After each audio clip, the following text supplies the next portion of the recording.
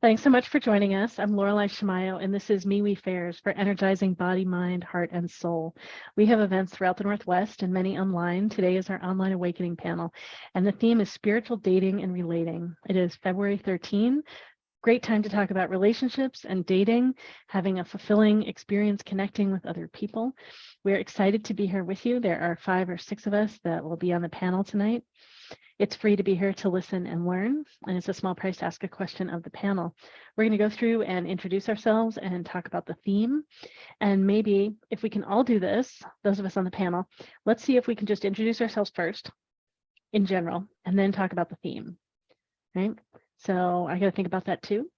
So yeah, so we'll just do general introductions and then talk about the theme. So it can be slightly shorter introductions for everything. And yeah, I think that's all we need to know to get started. I'll be putting information in the chat on who's here. I don't know if I have everyone's specials yet, practitioners. If I don't have your special listed, please just give me information and I'll add it. And we have one more practitioner that might be joining us. All right. So are you all? I know we're changing up the order. What order do we want to go in for introductions? Do you still want to go first or do you not want to go first? I can go first. All right, you get to go first. So you can hear from Anissa first. Thanks, Anissa. Hi, everyone. I'm Anissa Jade, and I'm an intuitive reader, and I'm going to be bold enough to say animal communicator as well. I'm new to practicing in the online community and in person, so I appreciate your patience and grace with me tonight. As an intuitive, I receive visual images that I then interpret for you. And I'm so very happy to be here tonight. I can be reached at anissajade.com, ANISSAJADE.com, or by text 541-325-4441. And again, I'm an intuitive reader and I'm very, very happy to be here tonight.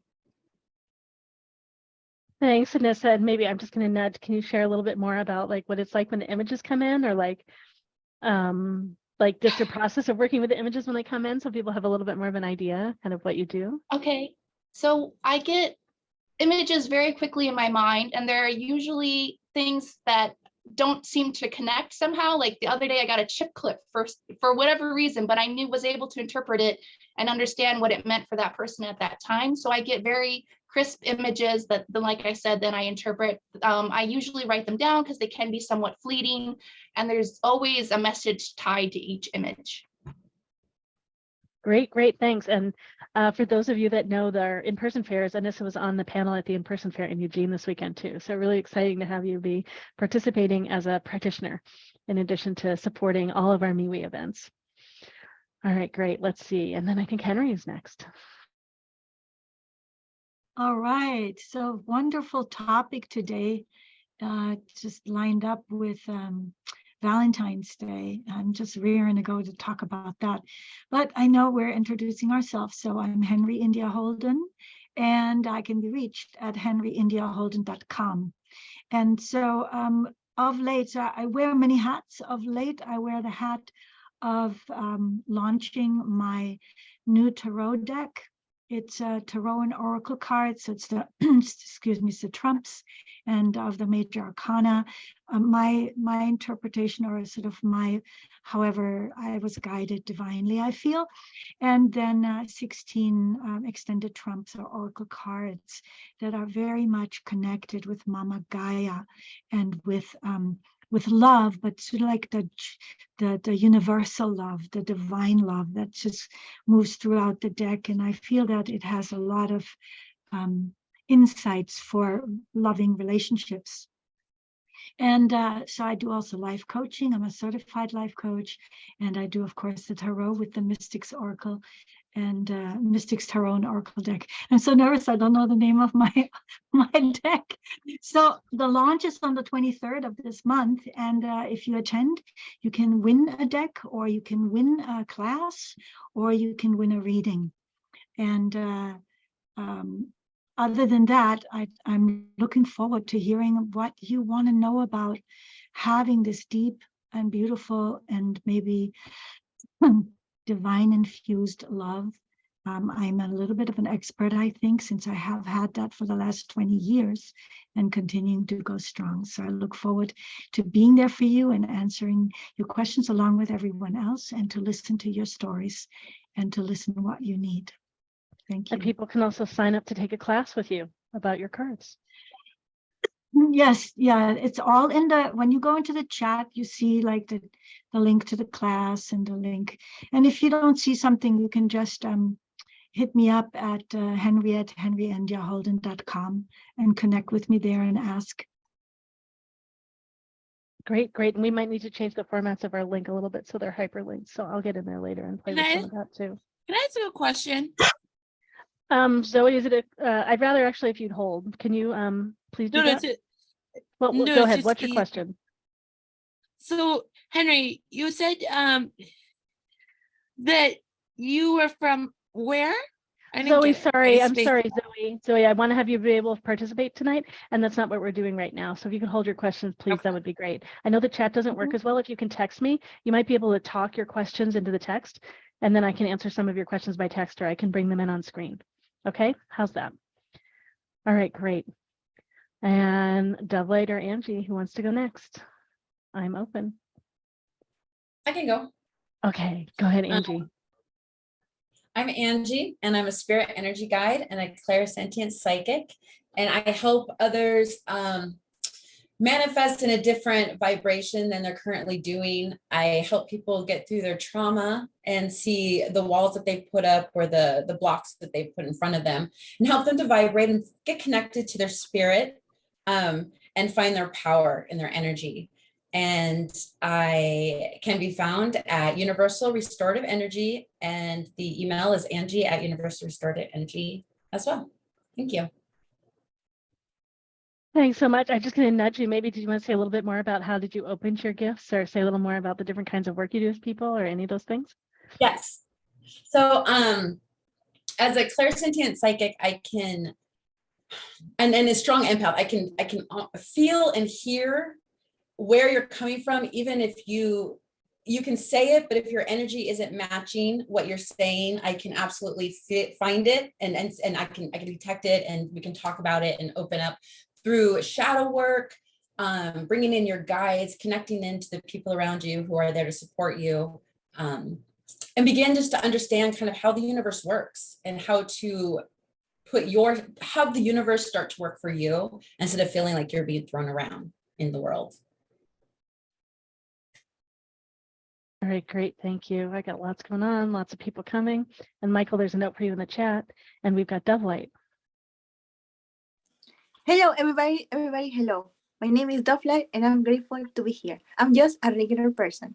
But as a regular person, like everybody else, you have a connection to your creator, that which creator, wherever you choose to call it, be it, or even believe it if you choose to. We all have a spiritual, non-physical part and a physical part. They go together. That's a primary relationship, the physical with the non-physical part of each of all of us. And we have this gift to be able to explore it very uniquely, because every single one of us is very unique. As I have divine insight into my own journey, trying to heal and understand my own life, I was able to come back to myself. And I'm also from Peru. I'm from indigenous backgrounds of the Amazonian and the Andes. So I offer readings. Almost half a year ago that I started being put in public. Thank you to MeWe Fairs, because I love them so much. The community is amazing. I do shamanic practices that might involve compassion, clearing, of course, light of the soul retrieval, the healing of power of your voice. I do soul frequency reading tarot. I use tarot as a medium because I love art. But in reality, when you connect with your soul, you can basically read or in tune to everything if you resonate with it. That's how I can read fire, water, crystals, air.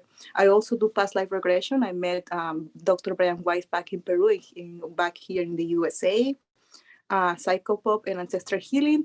Everything mostly that I passed through has either because there was a part in my life, in my journey, where I have to do it myself before actually it was not just book and there was more experience.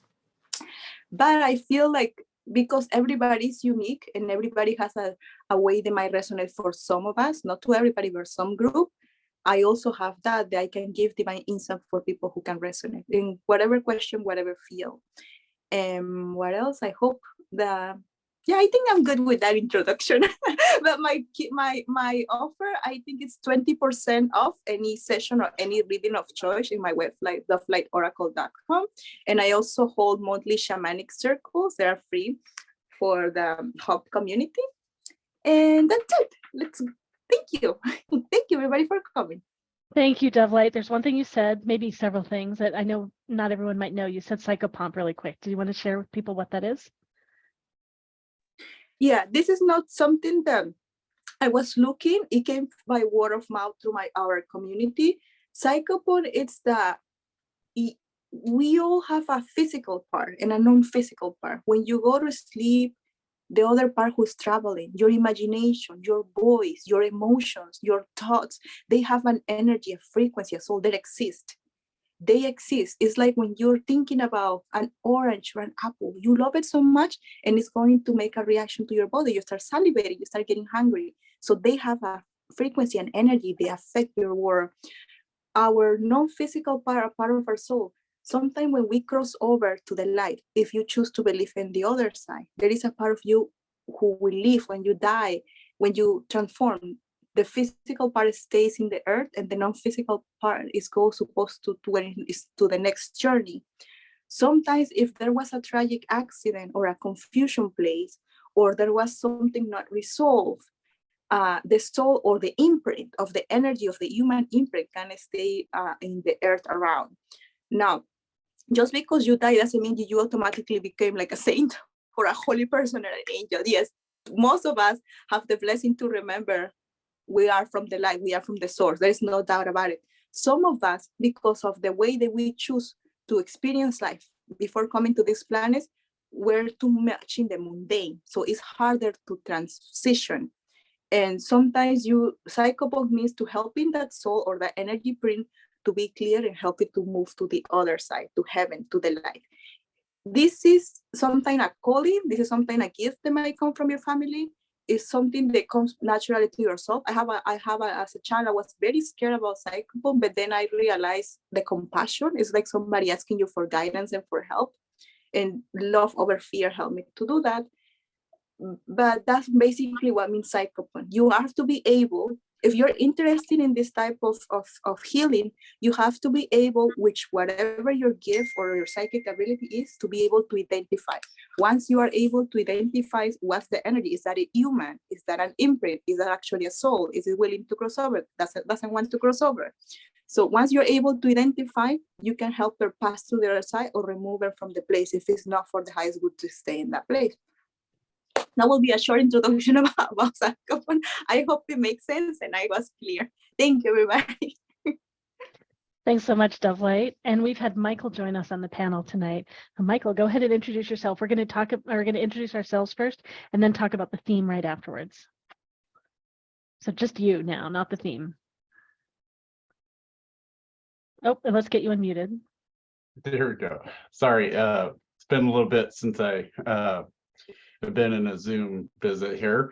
Thank you for having me tonight. I'm more than happy to be here. My name is Michael Canary. I am a Reiki healer or an energy healer. I practice yogi. I am a tarot reader as well as a psychic. So I kind of do a little bit of everything. I'm fairly new to this world, but I've been around a little bit enough to be able to start to enjoy and appreciate the gifts I've been given and then share those with everybody. So that's kind of what I do. I love doing tarot a lot and the Reiki healing. I love healing people. So I love taking people further on their paths. I like going down the paths with them and offering them help wherever I can, so that they can continue to progress along their own paths. And that's my goal when I'm doing any of this energy work. So excited and happy to be here tonight. Great, thanks. And I'm also on the panel. I'm Laureli Shimayo, in addition to running the event. I'm an intuitive eye reader, body psychology coach and matchmaker, and I'm only going to talk my eye readings in body psychology right now. So I read your eyes, just like eyes are a window to the soul, and I answer questions about your soul, your path, your purpose, and I help you make decisions that are in alignment with your purpose. If you want that, I help you understand how some things might not be in alignment and help you feel more into that. That's part of the body psychology. I think we all get messages from our bodies all the time. Are we in alignment? Are we feeling something? Are we honoring what our body, what our soul is feeling, what our being is feeling?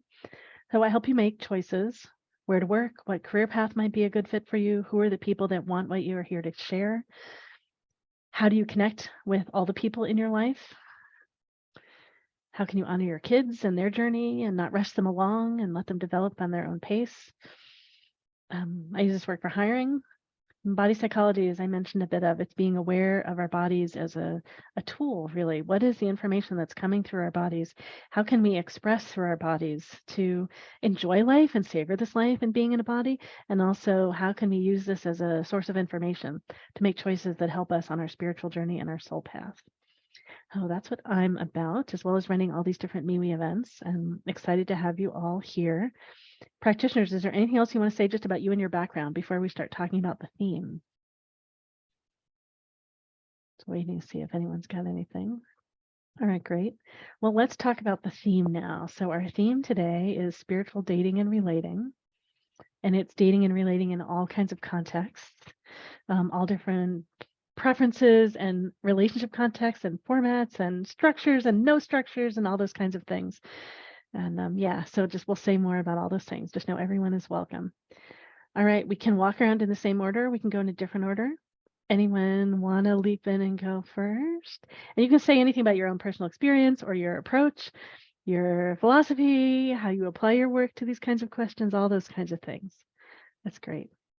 Anything that feels related to you. I have no one's jumping out. Anissa, I'm going to invite you to go first. Oh goodness. So full disclosure, I decided to be on this panel like maybe 40 minutes ago. So there is some hesitation on talking about the theme since I feel like I didn't have adequate time to think about it. So bear with me as I kind of struggle through my first thoughts.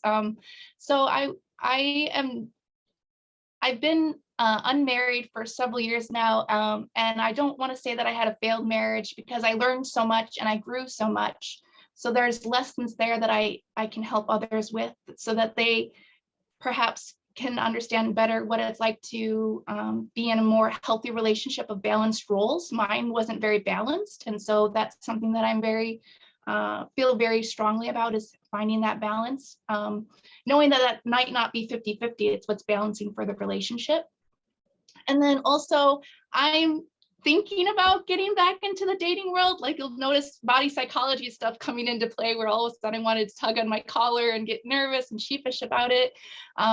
So I'm also here to learn from all these amazing practitioners and you, the participants, with your questions about getting back into spiritual dating and relating myself. I've taken some authentic relating workshops, I guess you could call them. So I feel that I am stronger in some of my communication skills and being more authentic as one hopes to be at those events.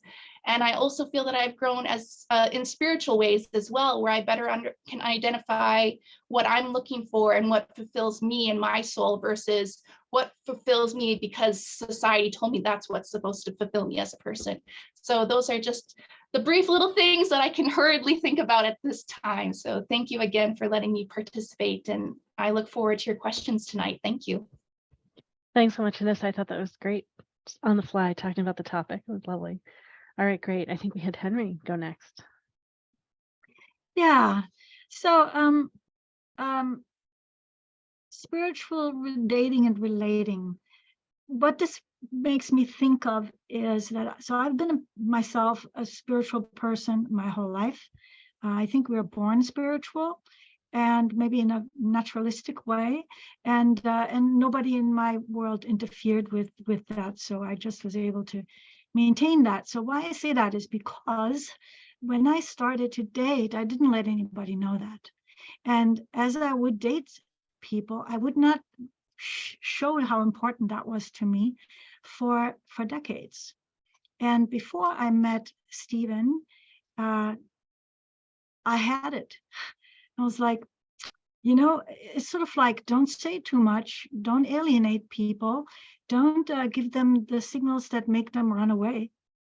Well, right, then you end up with people you don't want to be with, or where it doesn't work to be with them. Especially if you're spiritual, people who are not, or who are maybe think of themselves as atheists, are very, very attracted to people who are spiritual, because they can get a lot of what they're not getting now through their association with somebody who has spiritual practices and the like. And so it's sort of not by osmosis, but sort of through witnessing that they can get some of that. And so that's why they're very attracted. So don't be surprised if again and again people who don't confess to be spiritual and who don't believe in the divine or anything like that just want to be with you and tell you how silly you are, while also enjoying your what they call silliness. That's been my personal experience. And so once I decided I'm going to come clean right away, and I would say something very alienating to a lot of people. I would say I believe in God, maybe not the kind of God that you're thinking of, but certainly the kind of God of my own heart. And then off we go to the races. And so I developed 8 steps, 6 to 8 steps for how to govern this kind of process of getting to know each other and setting it up as a spiritual dating, spiritual relating. And I'll be talking more about what these steps are, or these tenets are. Of course, it starts with practicing presence, and then one that might sound really controversial, which is nobody owes you anything. Because I think a lot of times in relationships, we think people owe us, I don't know, authenticity, or they owe us seriousness, that they're serious about the relationship, or etc. And what happens is when we focus on what people owe us, we don't have time to focus on what they are offering. And if we are not focusing on what they are offering, we can't tell if they're right for us. So that's just one example of what I'm looking forward to talking about or applying as you come forward with your questions. And so I made a little graph with 6 of the steps, and I want to ask Laureli if it's okay for me to post that. Yeah, sure. Go ahead. Did you want to just, you're putting it as a link in the chat? Yes, actually, it's. Are you putting the doc? Oh, okay, yeah. great. Cool. And putting the doc in there so that even if we don't get to all of the parts of it, you can see that. And I have an expanded one, but I didn't have time to put the link in, but you can always get that by connecting with me. Do you have it brief? Do you have it on your screen? Did you want to share briefly? No, I don't No, have it. okay. The 8-step one. I have the 6-step one. Oops. Oh yeah, I see what you're saying. Share this one on the screen. Yeah, I can do that right now. So here it is. So practice presence, accept everything, and that's loaded. And it's maybe not what you think it is. Listen to your intuition, of course.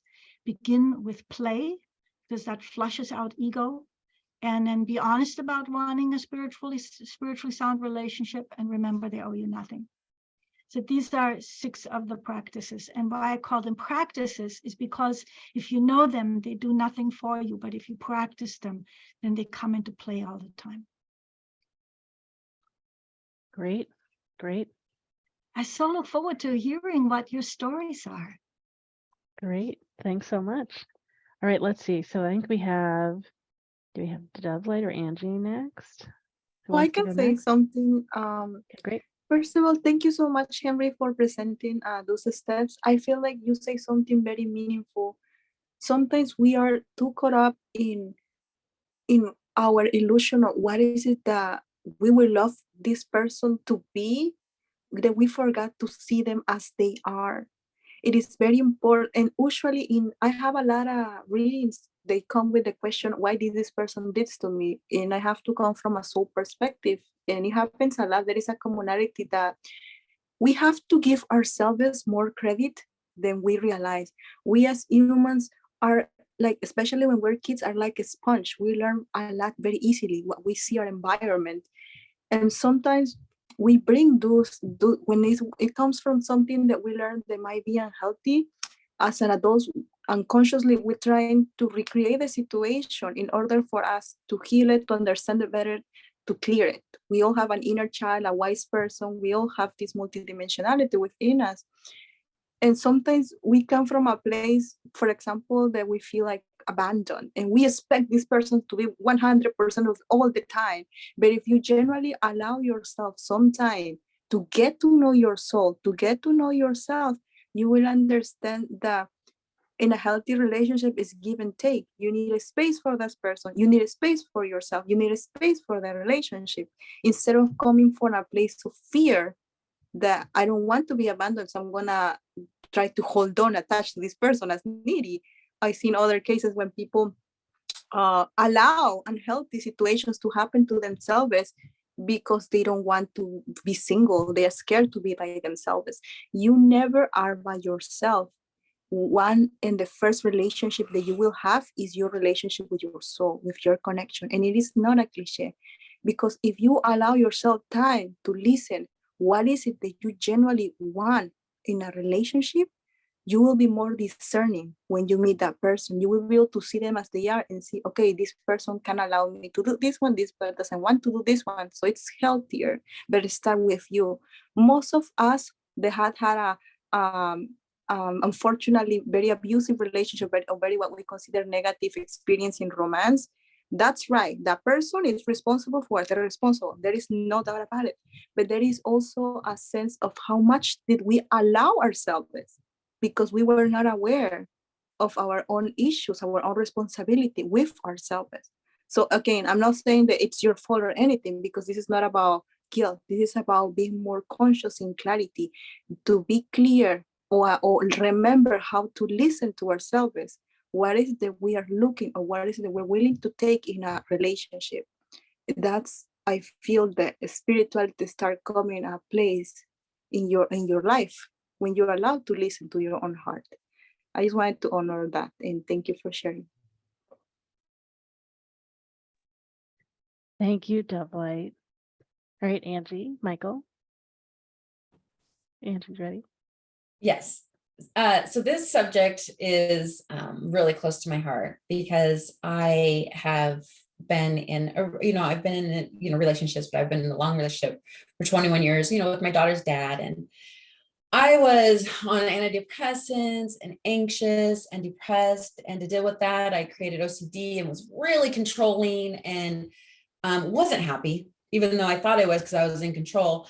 And realized that I wasn't happy. And so I in 2020, where I think a lot of people made some major life changes, I did too. And I left, and I spent 2 years on myself and learning myself, and who am I? And I got really connected with my spirit, found my personal power, felt very confident, and decided to go out on the dating as well. And I did a very intentional manifestation spell, whatever you want to call it. It was very intentional to bring in this all-consuming love. I was ready. I sent out that vibration, the energy, and what I brought in was more than I ever thought. I brought in what I don't know if everyone's familiar with a twin flame, and it was my other half. And so that happened just on spring equinox of March 20th of last year. So we're coming up on our 1 year. We were engaged 2 days later, married 2 months later, and I was like, I'm ready for this. And then I was confronted with my shadow self, and that person that I put myself through, and all those triggers that shadow self created. And I'm hit by, I had this most amazing person who soothes my soul in a way that I never knew somebody could. And yet I could get triggered in a heartbeat by something he said, but it wasn't him who was saying it. It was the same energy. And so I was learning, how to get through that and past that. And so I just have a lot of love and compassion for this particular subject. So I'm really excited to hear from all of you, and hopefully try to guide you the best that we know how through our intuition. So thank you. Thank you so much, Angie. Michael, the topic of spiritual dating and relating. Oh gosh. I'm kind of like Anissa. I just agreed to join this group a little bit ago. it's probably not one that I would go, yeah, that's the group I want to join first. I just turned 59. I'm mostly bisexual, but I consider myself gay. And so I've never had a long-term relationship, ever. It's the longest term of a relationship I've had in my life has probably been at the most 3 months. So it's I'm coming from the other end of the spectrum as far as I can see. You know, it's not that I feel like I need advice, but it's at this point in my life, I am ready for a relationship. I have built myself up watching others' relationships and learning from their mistakes and seeing what they go through. I think I'm really ready to plunge into my own more long-term than 3-month relationship. And I feel like I have a lot to give. And but you know, it's always trial and error in these things. So but I don't think I was ever spiritually in a place that I could handle a relationship now like I could. I think you'll all agree that you really need to be in that spiritual place where you feel safe before you can let go with another and trust them enough to be able to fully trust them and let that completely go. So which is hard to do for anybody anyway. So but being spiritually prepared on your side gives you something to go back on. You can fall back on. You can have your heart break 100 times and it won't matter because you still have that love within you to fall back on and give you the energy to bounce back and go on to whatever the next relationship is. So Great. Thank you so much, Michael. And Henry, I can't remember if you shared how long you've been with your partner.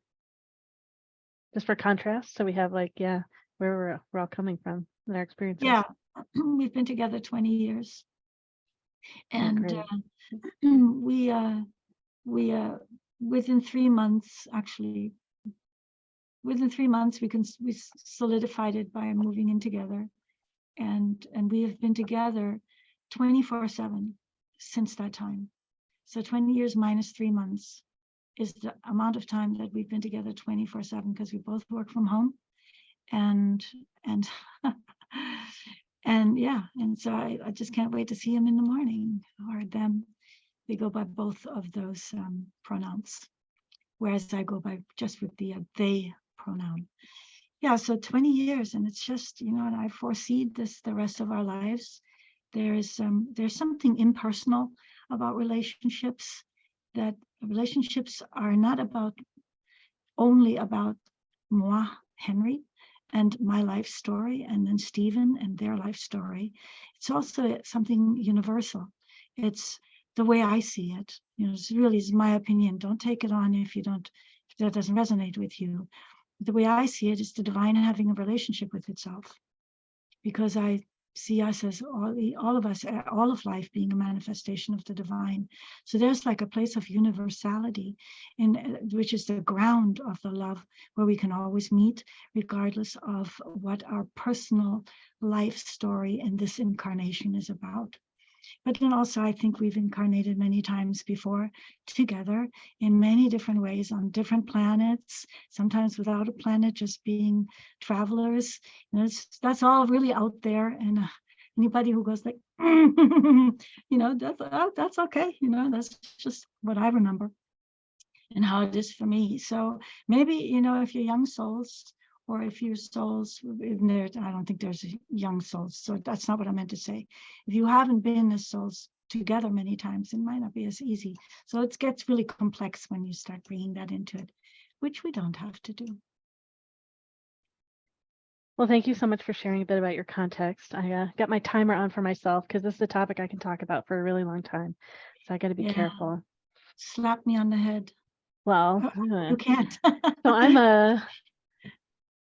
an intuitive eye reader and I'm a dating coach and matchmaker. I apply my eye readings to choosing dates, to relating with people.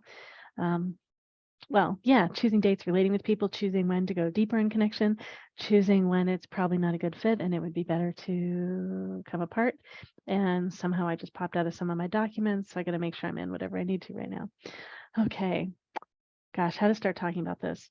So I do believe eyes are a window to the soul, and I believe they're the window to our soulmates. I believe that soulmates have similar eyes, similar souls. I think we have lots of soulmates because there are lots of people that have similar souls.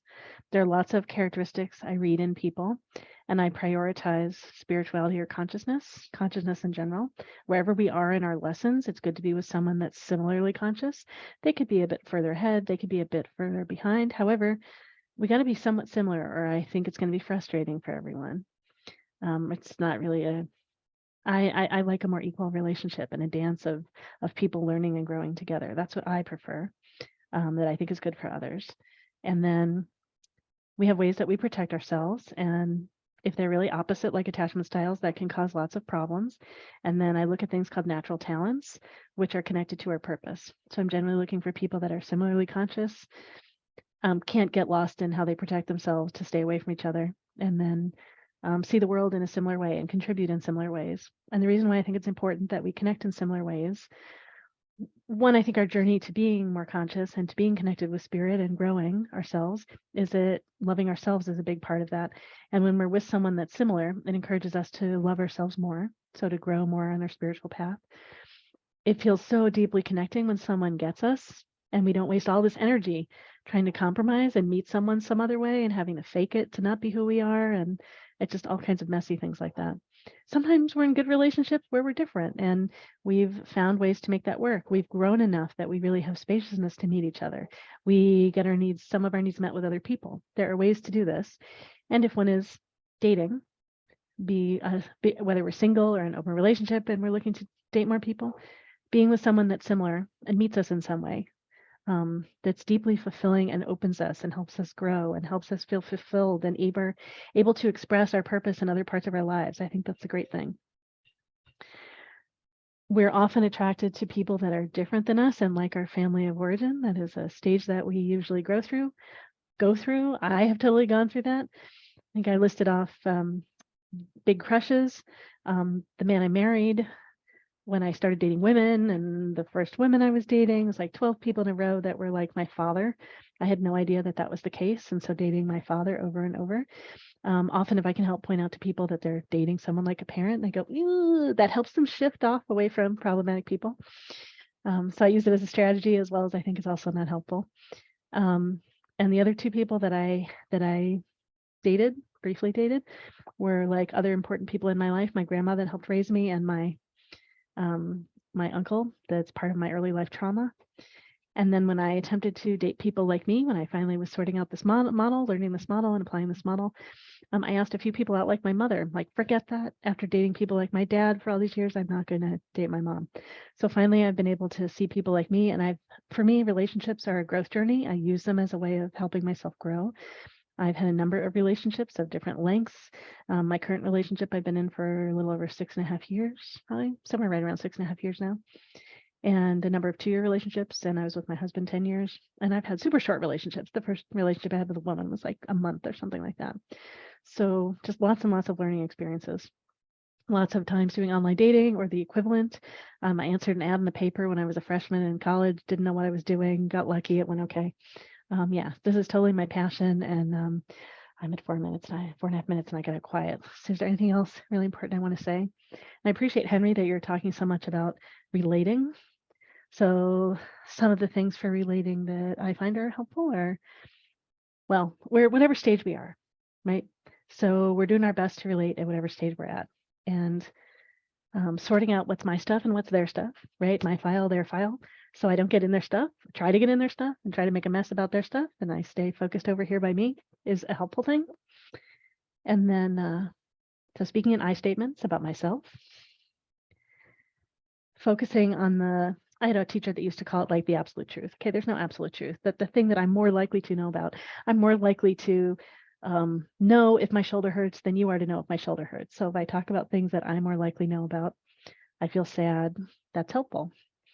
And then we aim to be open and playful. Henry talked about play too, so that we can co-create and grow and learn. And those are some of the big things.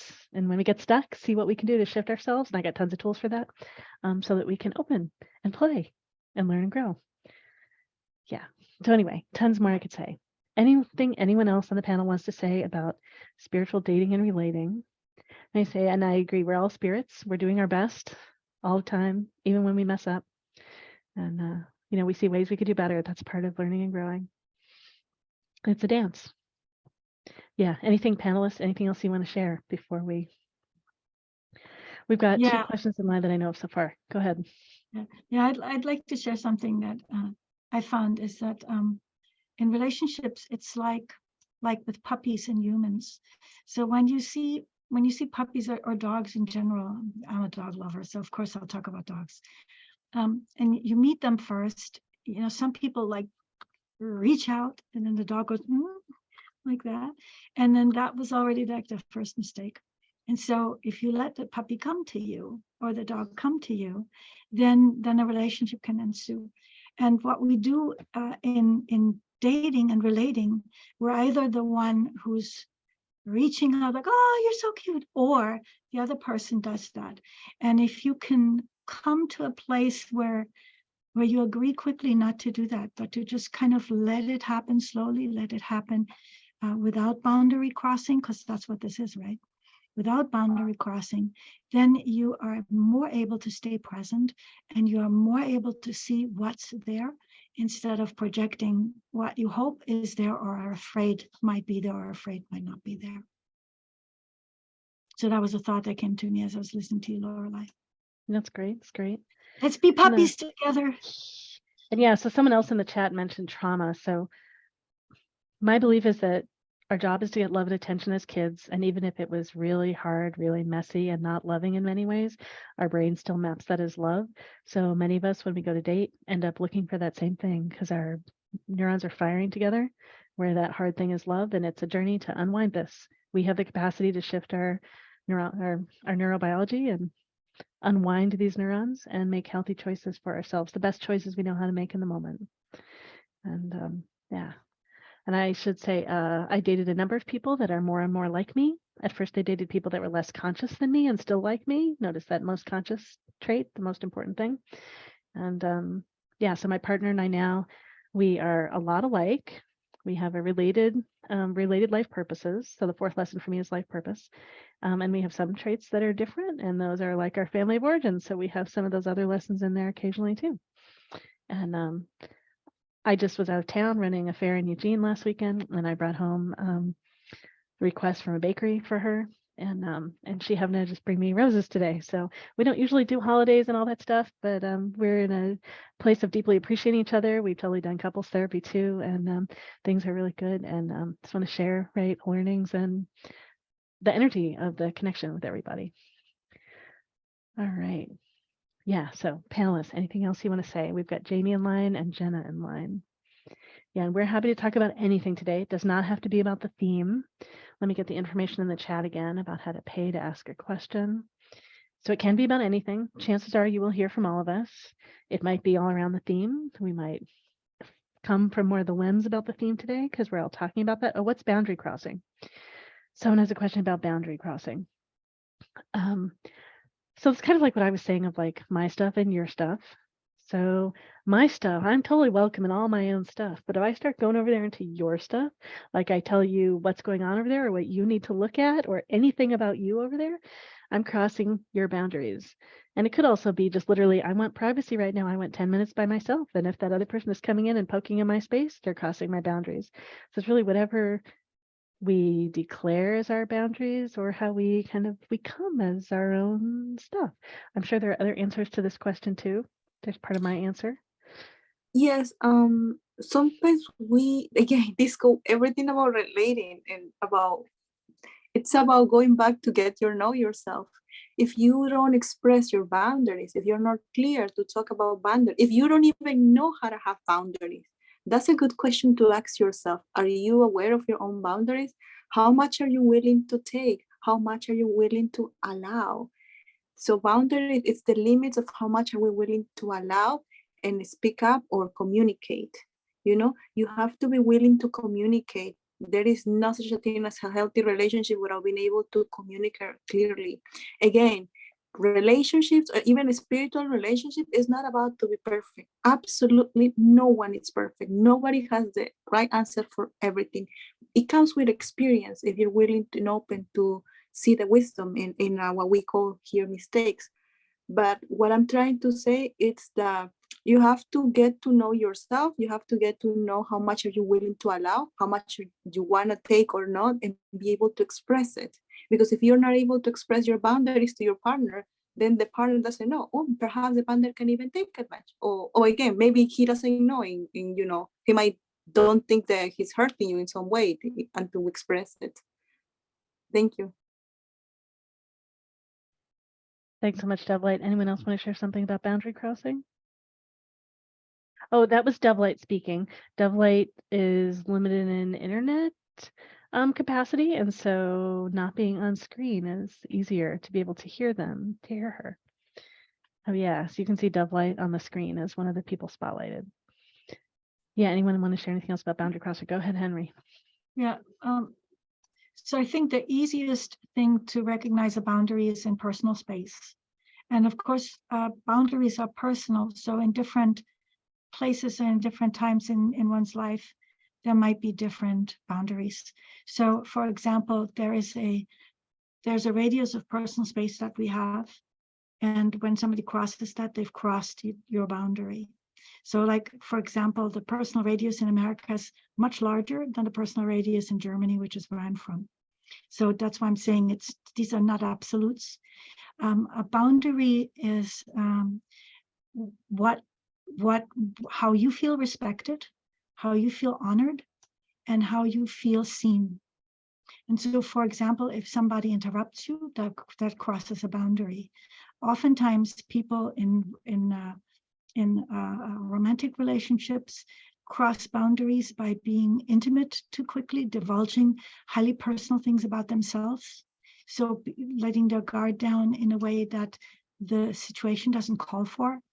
These are actually red flags, because there's a reason the person is doing that, because nobody crosses their own boundaries without reason. So that would be an example. I kind of went off on a tangent, so I hope it's not lost what the boundary is. The boundary is within which you feel safe and you feel autonomous and you feel like you're in control. And so, for example, if somebody reaches out and just starts touching you and you don't even feel close enough with them, they've crossed your boundary. And it's not an accident. When people do that, it's because they want to cross your boundary, because for some reason they don't feel safe with you having a boundary, probably because they grew up with their boundaries being violated, et cetera, et cetera. It's a huge, exciting subject. And I was going to kind of spin it a little on the other side too, of someone can use the idea of boundaries to violate another person too. So like if I said, these are my boundaries and these are my boundaries and these are my boundaries, and I'm carving out all around your space, or I change my boundaries all the time so that I'm now declaring my boundaries where you already were. So people can use boundaries in manipulative ways too. So yeah, rich, complex, and it's, oh goodness, so much to say. There's an innocence and a humbleness in knowing we're doing our best and we might make mistakes, and holding space and being generous for other people while not allowing ourselves to be run over by them. So it's like a mixture of all these. It's not being rigid and flat and breakable. It's about being bendy with some tension. So what am I thinking of? Like, was it Mars? What's the word I want? Monotremes, like eggs that are leathery, kind of. I don't know, playing with animals, but like being like a willow can bend in the wind. It's strong and it can hold itself up and it's able to move. So I think of relating and maybe more like that. All right. Well, and so much more insight will come out as we answer questions. Let's see if you go ahead. I think it's really important though that we state that boundaries are personal. And so everybody has different boundaries. And so whatever doesn't align with your boundary, you know, but the other person doesn't always know. So there's a lot of talking that has to be going on when you discuss boundaries, and you have to have the worthiness of saying, this isn't feel right, you know, but everybody's childhood and experiences and where their boundaries lie are all going to be different. And that's okay. But it's just what is in alignment of what is happening with you, what's in alignment with you. And it's knowing that it feels right and it feels balanced and it feels to your highest good. It's important. Right. And based on who people are, they might have different boundaries. There's no right or wrong about boundaries. It's related to who our soul is, what our soul is, the state of our soul, the general trajectory and growth stages of our soul, and all kinds of things. We may have different boundaries with different other souls, right? With some people we feel safer and other people we feel less safe, and all those kinds of things. Right? We have different boundaries when we first wake up than we do after lunch. It's different. Yeah. All right, let's see. So, and I wanted to just put in the chat too, the drama triangle, which is invented in the 1960s by Stephen Cartman, and I've got some other stuff on here and some roles beyond the triangle, useful for describing all kinds of boundary crossings and mess and all kinds of things. So it's great. All of you may have been doing this already. I encourage you, scribble, draw, those of you that are attending, as well, of course, all of us practitioners. It's an opportunity for you to check and see if your intuition is correlated with how we're tapping into things. So if you want to practice opening and expanding your intuition as people are coming up to ask questions, if you have insight now before they even ask, scribble, draw, take notes, and see if what we share is related in some way to what is coming through you. It's a great way to get confirmation. And then it's a great opportunity for all of you to learn from all that's asked and all that's answered and all that's discussed, whether or not you ask a question. And if you do ask a question, keeping in mind that this is recorded and will be posted online, if we go deeper than you want us to go in this format, or we talk about topics you don't want us sharing about in this format, please let us know. We want to honor you in our answer. Feel free to interrupt us and give us guidance ahead of time, and we're all learning and growing together. All right. Well, we've got Jamie with the first question. Jamie, are you ready? Do you want to jump up on screen with us? All right, here we come. I wasn't exactly ready yet. I was like, just kind You of don't have to. listening. We can ask the other person if they want to go first. You want to do that? Sure. All right, let's see. Jenna, are you available? Jenna is next. Where are you, Jenna? No, there you are. Yes. Okay, great. Yeah. All right. Hi.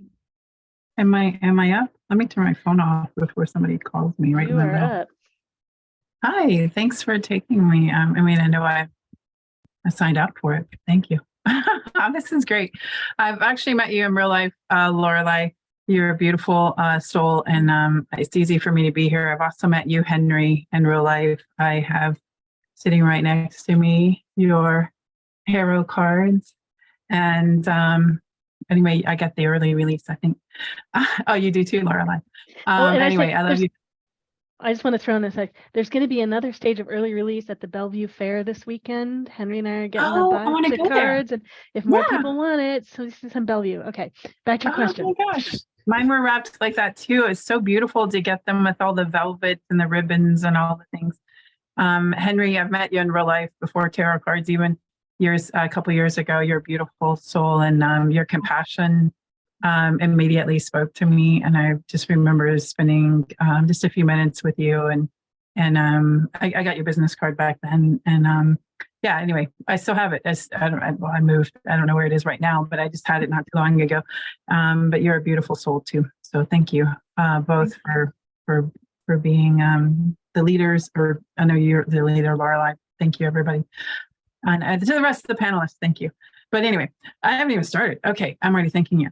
All right, my question is about, I'm 53. Oh, darn, I shouldn't have said that because this is going to be public. I never tell people my age. But anyway, I told you now. And I was married for half my life. And it seemed like it's 25 years. That's pretty much half your life. But I've been divorced almost 10. No, anyway, I keep feeling like I'm kind of intuitive. I mean, I am intuitive. Let me put it that way. I am intuitive. But it's more of that knowing that is that whichever clair that is. Claircognizant is when it just comes in. Yeah. Okay. Yeah. Okay. So I get these knowings. I do spiritual work. I don't do it consistently. I do have ADD, so I'm all over the map sometimes. But I work with my guides. I do Akashic record stuff. I've worked on past life regression. So I have a lot of some content that helps me know what are some of my obstacles and what are some of my reasons I'm quirky in certain areas. And so my question is around kind of why am I not receiving what I feel like is right there, but it's not coming to me? And to put it on, feed on it. I really feel like the man that is a bit of my forever guy, for lack of a better version of the word, because I don't know if I'm getting married again. I'm not sure I'm signing up for that, but we'll see. If he's amazing, maybe. I really feel like he has been on the horizon. He's been like right there, right on his way to me for a year and a half. And I'm just a little bit irritated that he's not already here by now. I'm like, are you riding a damn horse? I don't know. Is it taking that long? You need a scooter to go faster. I don't know. But he's like, I feel like he's like right there, but he's not here. And I'm tired of dating guys that aren't really necessarily for me. And I'm not dating a lot of guys because I'm tired of it. But then also in my career, I'm not thriving. And so it's like, I feel like I'm supposed to be thriving in my career, but I'm not where I really want to be. And all the cards that I pull and all the psychics that I talk to all say that I'm meant for this like wheel of fortune, this bigger thing and financially in life. And I don't have it. So it's kind of like this like consistent theme. And I'm not sure it shows up everywhere in my life. It's almost like it's like right over the creek, but I'm not on the other side of that creek. And so I'm just curious what's in my space, if you can read that intuitively and see what there is.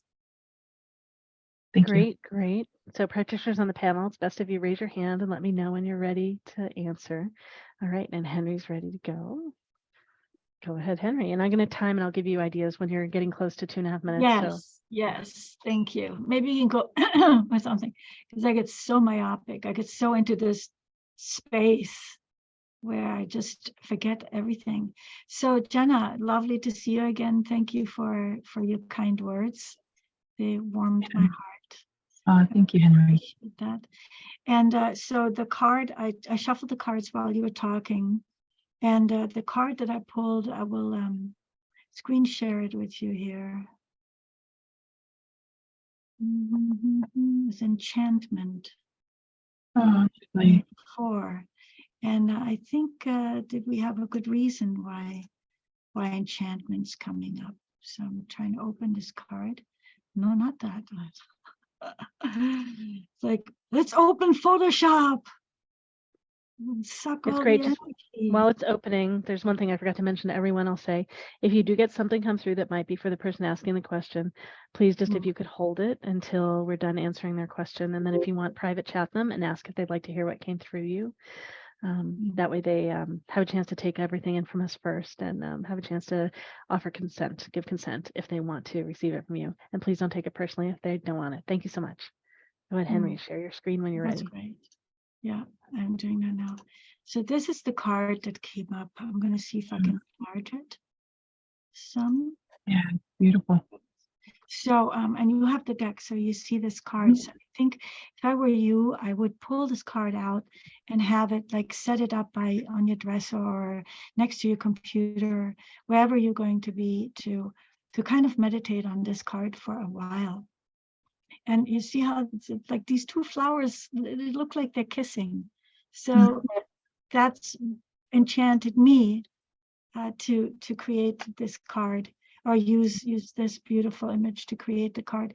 So what I'm hearing you're waiting for, and you're kind of, even with some impatience or some irritation or some incredulity or perplexity, like, why am I still waiting? And so the waiting space creates more of that, right? It's like where your energy goes, where your attention goes, that's where your energy flows. We know all that, most of us know that. And so I think what I'm not seeing, and it may be very well there, but I'm not seeing it as I'm gazing at you here as best I can, very tiny living large, is this self-love. Do you know? Like, how are we doing with self-love? Are you enchanted with yourself? Are you captivated by your beauty? And, and I don't mean, the fashion ideals beauty. I mean, the presence of the divine is strong in you kind of beauty. That I think, like you're outward focused.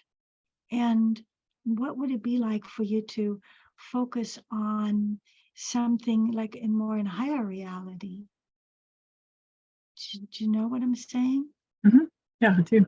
Right. Okay, good. In a higher reality, because where you're at right now is in very earthly, limited, three-dimensional space reality within which you're going, come on, what's going on? Get this show on the road already. And I think that is that's like a wave. It's not a wave, it's kind of like a zigzag.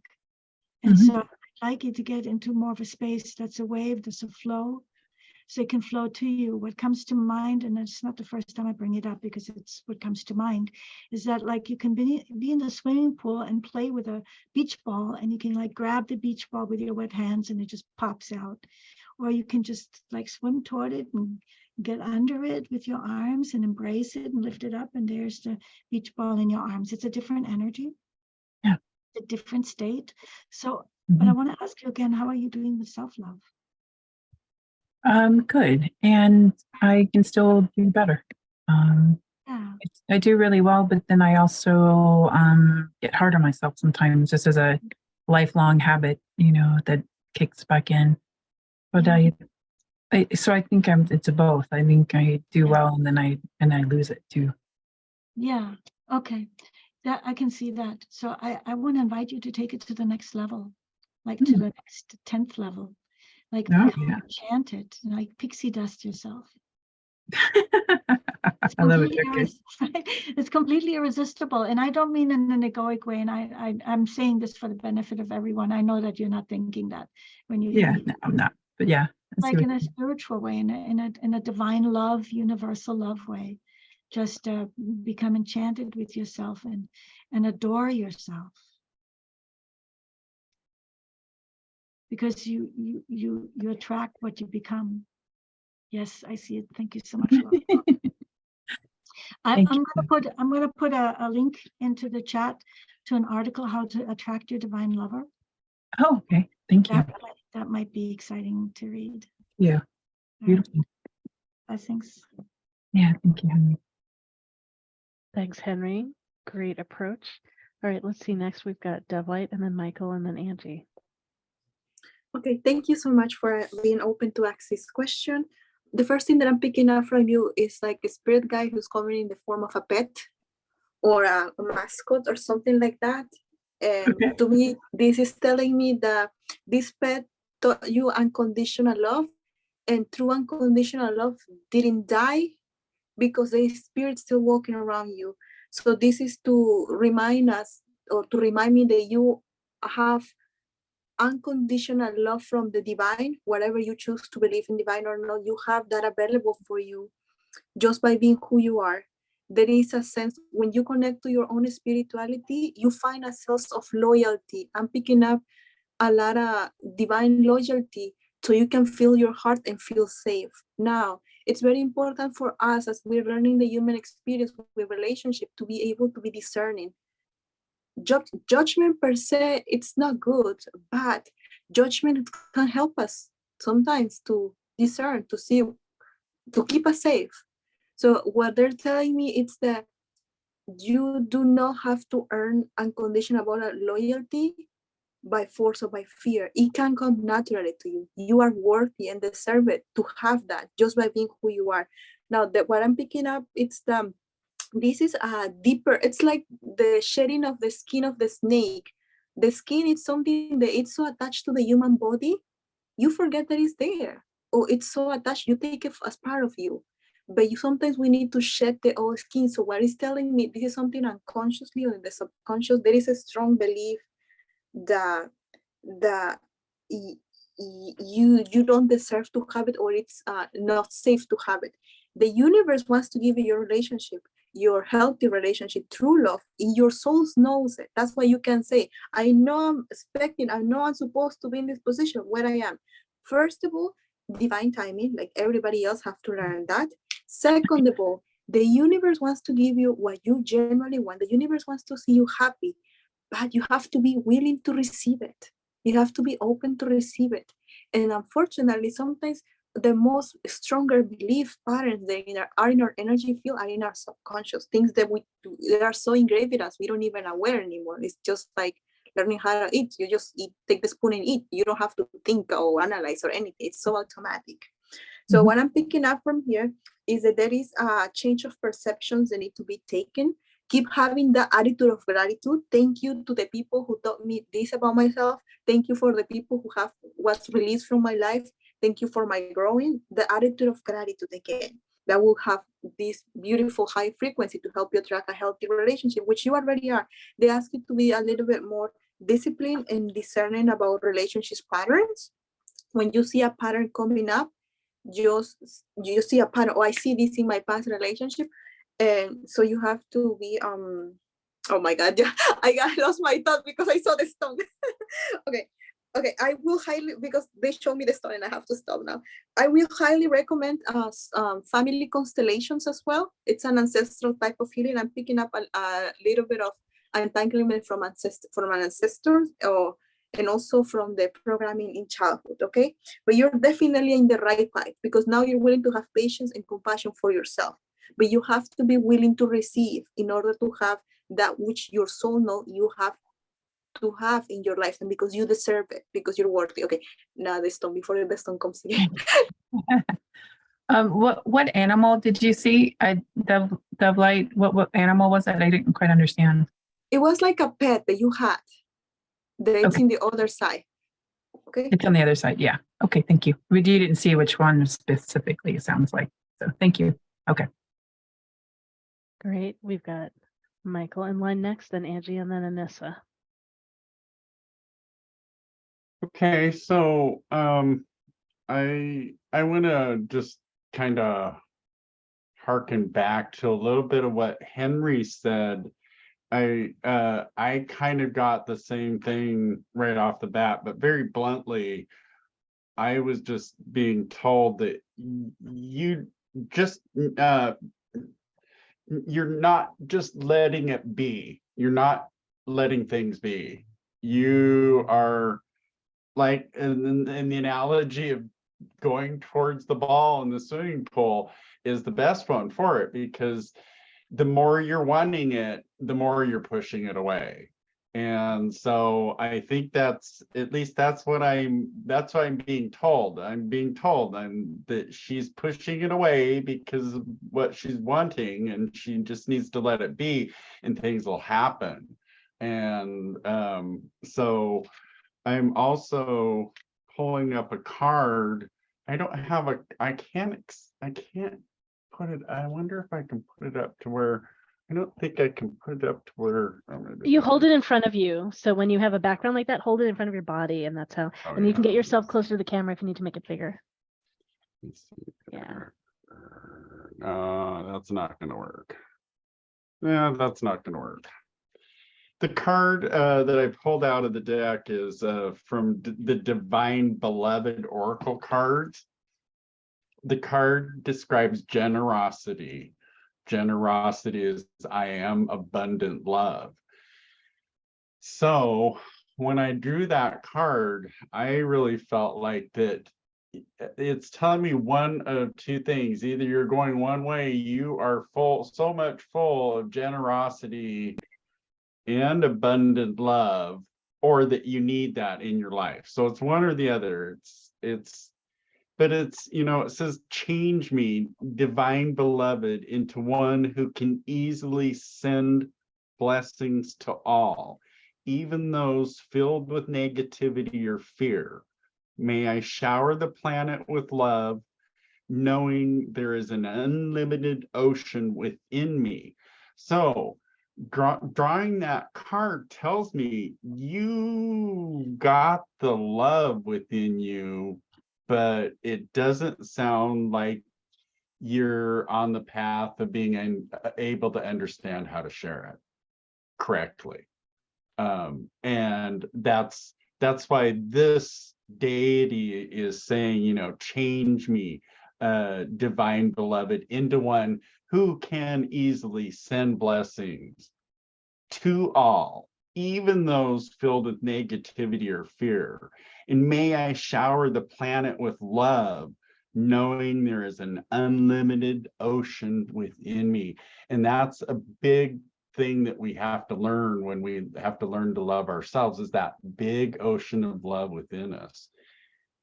And so just letting that be, relying on that, and knowing that no matter what comes along or what happens, you still got that big ocean of love within you. That's what it'll take you. That's where it'll take you. So Thank you, Michael. yes. Appreciate Thanks, Michael. Yes. We'll get Angie next. Hi, Jenna. Hi. So it sounds like you are intuitive and have dabbled in a lot of things, but what I'm sensing is some dissatisfaction with finding your spirit, the connection to your spirit. I know that you have an idea and you have a little bit of a feel for it, but I feel that due to this unsatisfaction when you're dating, this is also coming out energetically. And so when you're going out on a date, it's not aligning with who you believe that you are, because there is a conception of who you are, but then you have to actually do this work internally and get the balance, which is your chakras. And there's 7 chakras that align your balance. And each time you start to align your balance, you're going to go out on these dates, and that perception is going to change, because with each alignment, your perception changes, and you'll bring in these people as you start to see that in yourself. So the self-love is correct, but there is still an alignment. And I believe you love yourself. I don't sense that you don't love yourself. And I sense that you have been experimenting with the love, and you've been experimenting with the energies and the spiritual, but there's an alignment that isn't happening. And when you go out to date, you're bringing in all these things that the level that you're at. So do some balancing with your chakras, do some energy work, meditating, YouTube, any of these things with one of us, something that aligns yourself so that you're feeling integrity in who you are, so that when you start to go out on these dates, you bring in these people that you know will line up with your integrity, and you'll start to feel that confidence of who you are, so that when you go out and you can see automatically, we have the same energy. But get to know yourself just more. Find your balance, because that is a lacking that I'm hearing in you. Thank you. Thanks so much, Angie. We've got Anissa next. Sorry, I'm going to be kind of repetitive, but the first imagery that I got for you was roller skates or roller blades. And when we're all learning how to do that, we're kind of tricky. We're unbalanced. And so that goes directly with what Angie was talking about, is being kind of unbalanced. But soon after time, you get to roll more smoothly. So I just feel right now you're in this period of unbalance. The next imagery I got was of a washboard, like an old-fashioned laundry washboard, which means that there's work to be done. Some physical exertion needs to happen.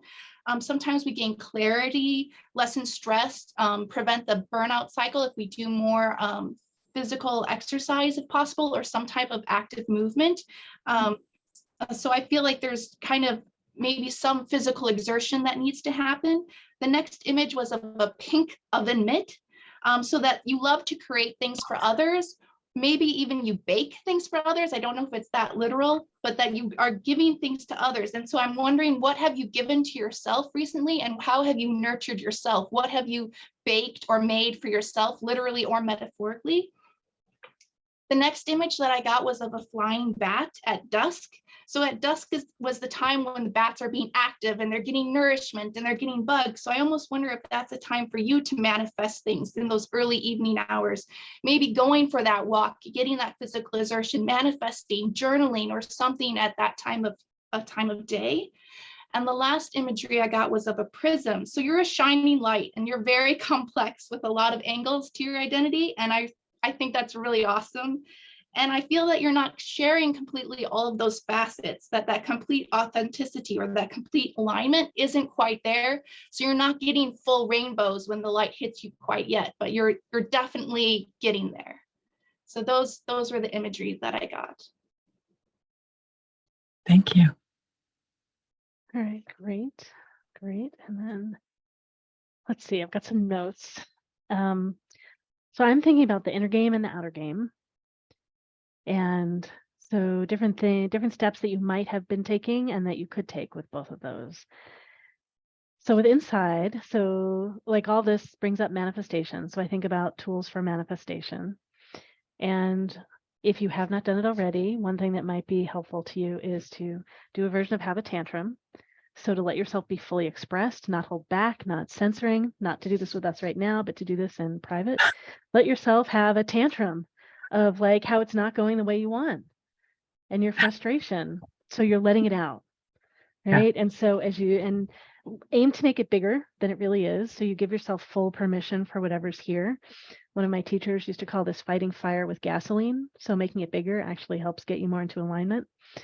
So I think doing that, then you can better step into so the key steps for manifestation. So law of attachment is, right, visualizing what you want, getting yourself integrated, being with what you want, right? So you have to be ready for it in that way. The second step, though, is to come to accept and then even love it how it is right now. And then the third step is to dance with both of these, what you really want and loving how it is right now. This is how it is. Clearly, the universe has chosen this for you now, right? This is what you've been ready for. And what do you really want? And the dance, the playful dance of all this. And it opens up what has been called the third way, a new way that you didn't anticipate, something better maybe than you were planning for, that you wanted. And it's this looseness and dance that I think allows you to see the opportunities that the universe gives you. So that's mostly an inside dance. So then I look at outside. So what things have you been doing on the outside? And what you do on the outside will be different after you do these kinds of processes. So who knows that you're looking for this guy? Do all your friends know? Do people in your communities know? Are you doing online dating? I'm making this up, but does it say it on the bottom of your email? You know, like, do people know, right? Is the message out that you're looking for this person? So how are you being in the world? And what are you doing differently than what you did before when it wasn't bringing this person in, right? Or when you were dating before and looking at what you did previously, right? So what are you doing differently? How are you being and showing up differently? So if you're not being and showing up differently, right, not going to change. And then I say, yeah, how are you attempting to find them? That's kind of like, who knows? But so I'm a big believer in online dating, conscious online dating coach. And it's important that we share our consciousness and spirituality. It's important we share our values, right? The best we understand of our purpose, like what we're about and why we're here. No, I think it's great to look for someone that's similar to us, right? So consciousness, spirituality, what we're about, and that we want someone similar. And if you want someone that's different than you, just for everybody, why do you want someone different than you? Chances are it comes from a rejection of yourself, which then goes back to the internal work, right? Loving who you are is important. For, of course, I'm worthy of dating. I'm messy. I have bumps, and I'm so great in all these ways. So really celebrating and loving who we are, not in an arrogant way, and in a genuine, real, open, squishy, compassionate with ourselves way. Bring your little person, love your little person. I happen to have this guy right here, so I'm hugging my little teddy bear, right? So just loving you as you are now, so that you can allow that lovability to show up for other people to see. Yeah. So you know what of those inside steps and outside steps might be helpful to you. Thank you.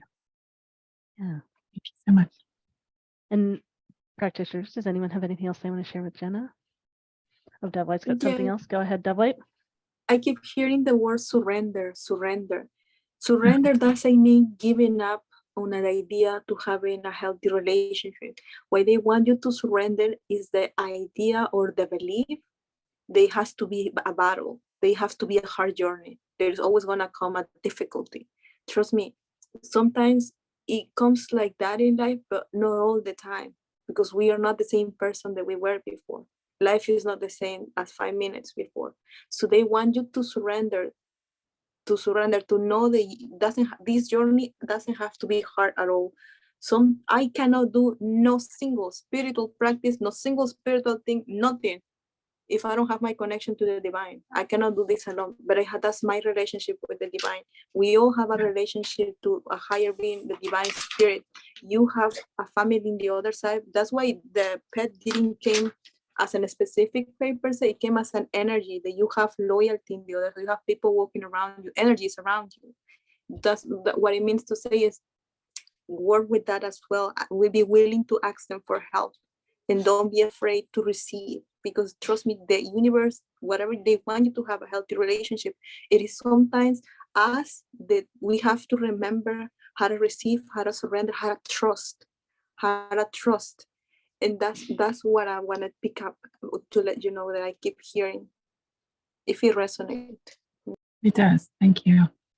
Thank you. Okay, great. Yes. Anything you want to share with us, Jenna, in response to her? Yeah. I concur with everything. I mean, everything is definitely, I think I go through spouts or moments where I love myself. I'm surrendered. I'm at peace. I'm really happy. Kind of like, do I even want somebody in my life? It might not be that great of an idea. I don't know. And then I'm like, okay, now where is he? And then my career, does its quirky things too. So thank you for the thoughts and for all of that. It's beautiful to hear what you guys are thinking, and even the synergy that the six of you created is very much and a woven message of, a lot of different thoughts and ideas that are really saying a beautiful message to me. So thank you. You're very welcome. Thanks so much for jumping in and asking us and getting us started, and yeah, being willing to receive. Yeah, appreciate it. All right. All right. Well, we have someone else in line for a question, and they don't want to go now. They want to go last. And we don't have anyone else in line. So if you're out there thinking of asking us a question, we want you to go now, because this person wants to wait. So who has a question for us? We can talk about anything. Clearly, we are passionate talking about spiritual dating and relating, authentic dating and relating, conscious dating and relating. All these words are kind of circling around the same thing of, say, being who we are, being the best version of us that we can be in the context of connection with another person or several other people. Go ahead, DoveLight. Oh, I think Angie unmute first, so I let her talk. Oh, I thought you unmute first. I didn't want to be rude. I'm so sorry. One of the things that I came a lot in Facebook groups or things like that, it's the concept of the twin flame, the soulmate, the karmic flame, and everything. Now, everybody has different perspective, experience. Nobody has the ultimate answer to everything. But what I have to say that not everybody meet their twin flame, and it's not to be romanticized. It's actually more of the highest, hardest lesson you could ever have, because we all have, it's not that we don't have a twin flame. Ultimately, we are one as a planet, as a system, as a soul, as a community, as a spirit. We are one. We are meant to love each other as they're part of our soul. We, of course, have a tendency to have a stronger relationship with certain souls, but just because somebody might or might not be your twin flame, just because somebody might or not might be your soulmate, and soulmate can come in different forms, can be your cousin, your sister, your best friend, things like that. Just because somebody is labeled as karmic relationship, it doesn't mean that you have to allow negative stuff in your life. I'm not lying. I can give this an extreme example. He's my twin flame. That's why he's gonna leave his wife when he's ready. Like, and the lady waits 7 years of her life, 7 years for somebody who wasn't willing to go for her. And I'm not judging her situation at all. But what I'm trying to say is, you have to be careful of these labels and generally go back to yourself, to your common sense, and how much are you loving yourself enough to what you're gonna accept and allow. Because no matter what title or what things we give them, at the end of the day, these higher relationships, it's about growing, it's about expanding, it's about helping us to move forward. And sometimes one of the highest lessons that these people come into our life is to show us how to love ourselves, or how to put boundaries, how to remember, to be with ourselves. I just want to honor that. Thank you. All right, go ahead, Angie. I totally agree. Soulmates are people that come in that are familiar, that are there to teach you lessons that you can go through your whole life with and have a fantastic, wonderful journey that you guys are aligned. And I think that a twin flame can come in and you guys are still not aligned with each other. And you could have so much that you learned from each other and you teach each other, and you're not supposed to be together. A twin flame doesn't mean automatically romantic. I lucked out on that one. I'm not gonna lie. I got really lucky, because when I did my intentional, manifestation, I marked off very specific. I wasn't surrendering to anyone.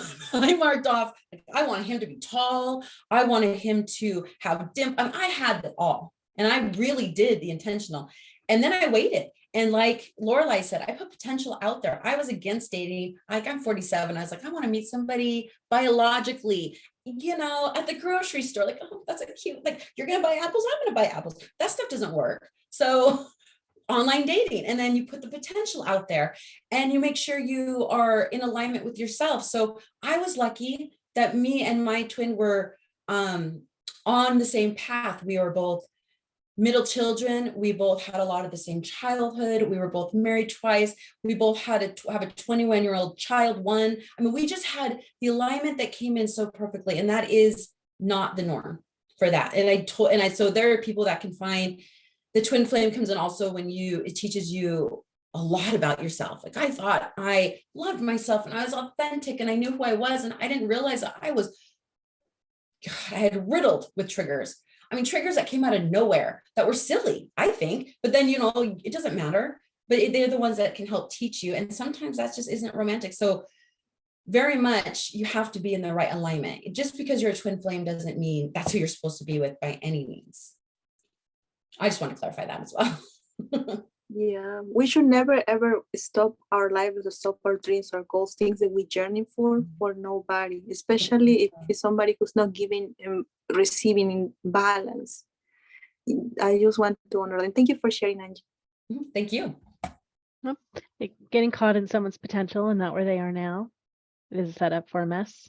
Idolizing someone, thinking that they're so much better than we are, setting us up for a mess. Yeah. Waiting for the perfect person and not like these really great people that might be showing up right now. Choice. Yeah. All right. Well, we've got another question. So I don't know that I'm pronouncing it right, but Alora Mermaid, do you want to come up on the? All right, here we go. Hi. So I guess the question is, I just kind of felt that you know, I moved, I did A, B, C, D. And once I did that, things will align and then I'll meet my person. So, but now I'm kind of like, I don't know, I'm very, I'm very cynical. So just maybe, is there some advice you could give me, or that you could see that I'm not doing that maybe I should do, that I should be a little bit more open to, or you know, or is my person going to be out there? I don't know. I mean, I'm happy either way, but it would just be nicer if I could share it with somebody. Yeah, that's great. That's great. I don't know if you need any more information from me. We might not. We've got two hands up Okay. already. I've got like things I want to share. I might have some questions I want to ask you, but let's get started with some answers. We've got Angie and then Henry and then DoveLight. You said you moved and you had a bunch of changes lately, and that is, I feel like you're going from the outside in on this one. You're looking for the changes outside, and really what needs to happen is you need to change your perception, because the people that are around you is the reality that you're bringing in. So you can move everywhere, but if you're the same, you're going to keep bringing in the same people, the same energy. So if you do the change in yourself and do the work in yourself, and I know that sounds like it's just spending like 20 minutes with yourself, to, you know, on a daily basis, of closing your eyes and letting yourself go into that black, and just kind of getting to know who you are and feeling your energy and just finding your power and who you are. Because as you're reaching out for other changes in your, you know, in your surroundings, I feel like I've done all those changes already, you know, and that's like the last part, you know. So you've done all that inner work, all that shadow work, all the well, maybe there's probably some more of that work that I can do. Because there's some unworthiness that always happens when it comes to dating. That is the first thing we come up against, is what are we worthy of? And that's never going to change no matter where you move. And so doing that shadow work, that trauma work that we all have, there's not one of us that don't have trauma from our past. And instead of, and if we're doing that, we change ourselves inside, and then the vibration changes. I know it's hard to understand, but literally people around you start to reposition themselves, and people come forward that you didn't even realize were there. And there could be 20 people in front of you, but the people you see are the first 10. And as you start to meditate and do more inner work, those people that from behind come forward, and you start to align, and you're like, I see that person. So it could be right, you know, it's that, you know, it could be right in front of you thing, but it's still a change within, a huge change within. And I know a lot of people have done the therapy, but there's a lot of energetic work that can still be done that helps align you. So go ahead. Great, thanks, Angie. We've got Henry next. Is it Allura or Allura Mermaid? Allura Mermaid, or Tina. Allura. That's just that's my handle. Hi. Which one do you prefer? It doesn't matter. Allura, I go by Allura or Tina. All right, Allura. All right, I like both. My first friend in my life, her name was Tina. So Allura, the thing, like, first of all, I hit on the play card and on the Rose of Life card, and both of these, you know, I don't know if I have time to.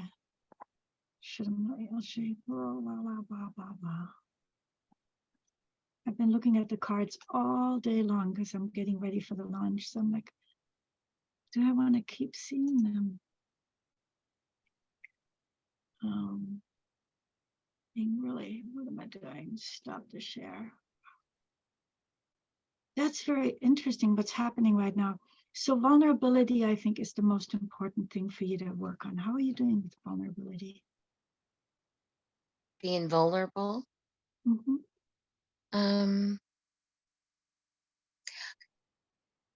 I think I'm being vulnerable like in my job, but as far as other things, I think I'm okay at it. I think I'm pretty there, you know. I'm not afraid to be vulnerable. So Mhm. I just think that, I don't know, the biggest is just me putting myself out there. Yeah. Well, I mean, Mhm. I met my husband, spouse, partner through Mhm. Meetup. No, not Meetup. Match.com. Match.com. Mhm. And so, yeah, I think online dating is definitely possible. Yeah. I've done that before, and I haven't been on it lately, but the past I have met a couple boyfriends through Yeah. that, and that Yes. was fine. But Okay. So that's great. So that's like yeah, there's a but huge then there's a pool. lot of weirdos out there too. So, Yeah. Yeah. and And I guess I think I just don't have like don't have time for the weirdos yeah. Yeah. to get to the good one again. Yeah. Mhm. Is there someone for everyone? Yes, no, right? Um, can you find the love of your life while being cynical, as you said you are? Yes, I was. Not at that point. I left that behind. So I don't. Maybe you can't find the love of your life in the moment while you're being cynical, because love is often quiet. Love is often gentle. And so when you're kind of tough, like I was, and kind of extremely cynical like I was, then it's really hard for the good guys to come through, or the good girls to come through, or the good persons to come through. It's usually like I was so guarded, starting in show business, I was so guarded that only the a-holes could get through. I didn't notice that, I wasn't smart enough to notice what my filter settings said, like Mhm. the sweet, gentle, tender, good Mhm. person couldn't get near me because they were afraid I was going to just kill them or something, kill them with Mhm. cruelty or something. So this might be something for you to think of. What I think could be helpful for you, because you wanted tools. So perhaps think in terms of, tell me if this resonates with you. Think in terms of, all right, this is what my dream soulmate looks like. This is what their characteristics are. This is where they are in their life. Really top it out, just like go all out, the ideal Mhm. of ideals. And then when you have that nailed down, ask yourself if you're the right person for them. Okay. So this is reverse engineering, right? It's Mhm. not a list so that person will come into your life. It's a list Right. Yeah. to see whether you are the right person for them. Because I think often there's a mismatch between what others will get from us and what we want from Mhm. others. So I think when you bring that in harmony, that certainly was the case for me. When you bring that in harmony, that's going to make a huge difference. When I imagined who is the person of my dreams, I was like, I should be so unlucky to meet them now. Because if I did now, I would be so insecure around them, Mhm. because I have not fulfilled my potential at this time. I'm a Mhm. lot of talk and what I'm going to be doing, but what have I really done? And I'm not talking about like materialistic things. It could be anything. So check that out. See if there's a gap between who you are and whether that would like knock their socks off. And then Right. also, instead of focusing on, catch flies with honey, instead of focusing on, I want you to be this, that, and the other thing, and I'm this, that, and the other thing, Mhm. show them what they're going to get. Mhm. All right, my time is up. Thank you. I hope that was helpful to you. Mhm.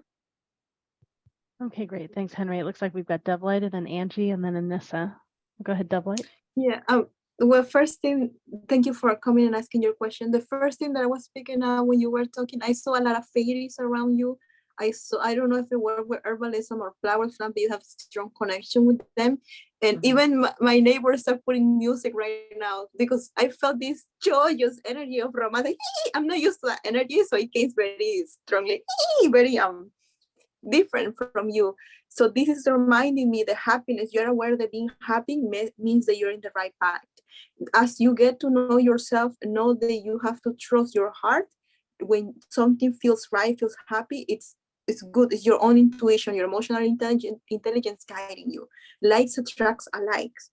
The future is never set in stone. Any reading is never set in stone. You know, futures have possibilities, probabilities according to your own choices as a person.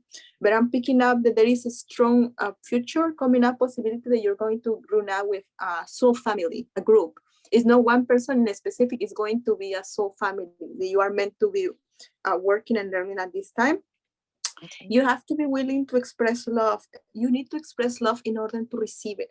Again, this is not for you to open up yourself just randomly, because now you can trust your inner guidance, but you have to be willing to express love in order to receive it. They are telling me that meditation and prayer are it's the most simple, but the most powerful tool if you choose to work with that guided meditation. How will it feel if I met this person? How will it feel to feel with this person happiness, the safety? Also prayer, if you choose to pray, you can do it in the present sense, present tense. You say, thank you, creator, or thank you, angels, or whatever you release, for allowing this person, bringing this person, that I'm really happy, thank you. You know, gratitude is the attitude, praying in present tense as if it was already here. Meditation and prayer are the tools that are coming up very strongly to me. I feel like you are meant to do some type of guidance in spirituality, type maybe romance or guidance. They're coming strongly to me. So this is why you have to pass through this experience. I feel like you just finished a cycle where there was so much emotional things that you left behind. You're leaving that pain. But we are in the moment of the temperance, which is the divine timing, the faith, the rebalancing, you know. Balance is what's coming into your life. However, there is still a little bit of defense. Like we all need to defend ourselves sometimes, but a little bit of like too much defense. Like, hey, hold on. Before you get to me, I'm just gonna take my sword out. Now, what I'm picking up is your soul is meant to move forward from the past, from the situation. You are meant to move it forward. Whatever is by yourself or with somebody's life partner, still is not set in stone. And the reason why it's not set in stone is because you have to explore something within yourself. And this is why the meditations and the prayers come handily. Okay. And another thing, like the music kept coming because they keep telling me another way to meditate, it's through dancing, through art. Things that love you. Allow yourself time to cultivate time for you to be happy in your life, because you will attract the people like that. They are in your same frequency. But you have to be willing to make a space in your life to do things that you love, to do things that make you happy. Nobody can do that for you. Nobody. Only you can do that. Okay. Okay. Thank you. That was really spot on. Thank you. Great. We've got. All right, someone took the other hand. You know you're next.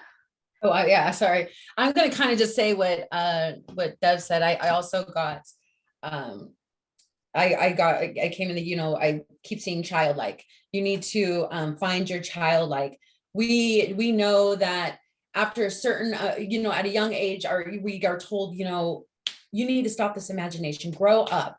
But honestly, imagination is how we manifest, is through using our imagination. So find your childlike, find what makes you feel grateful in the morning, find what makes you look out, like get to the point where you look out and you're like, my God, those mountains I've seen every day, but those are so beautiful. Get to that point, that childlike excitement about life, because then when you start to look for somebody, you're going to bring in that same excitement and that same energy that you're doing. So again, meditation is the easiest and the hardest thing to do.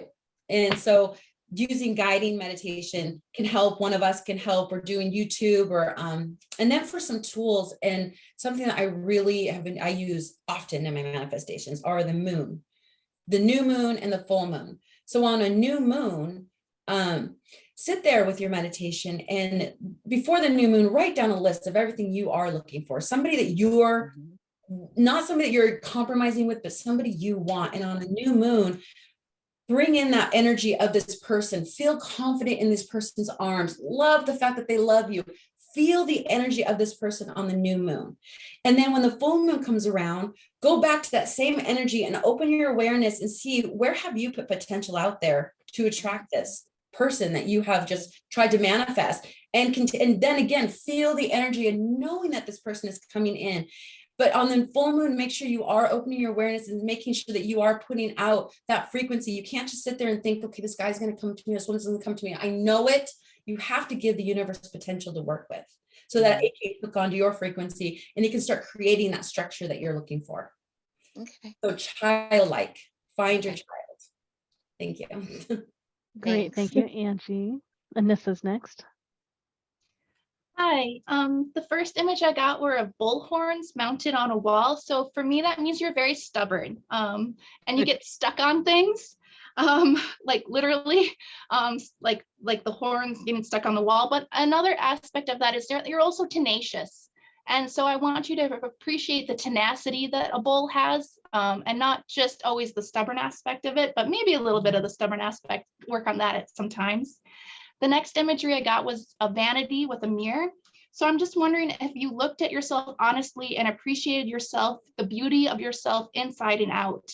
And have you ever done a mantra of, I love myself, while you're staring at the mirror? I know that you've said you've done some work, but I'm just wondering, how much do you really appreciate yourself? And do you take the time to appreciate yourself? All I can think is, I'm good enough. I'm Aw. smart enough, and doggone it, people like me. I like that. What movie is that from? Saturday Night Live. Saturday Night Oh, Live. that's right, Saturday Night Live. Yes, yes. The next thing that I got was a doorway at the end of the hall. So I know you said again that you've done a lot of work, but I feel like there's still some more self journey to do to go on to get to that door. The next imagery was a champagne bottle. So I don't know if you've recently celebrated something, but if you haven't, take some time to celebrate something, no matter how small it is.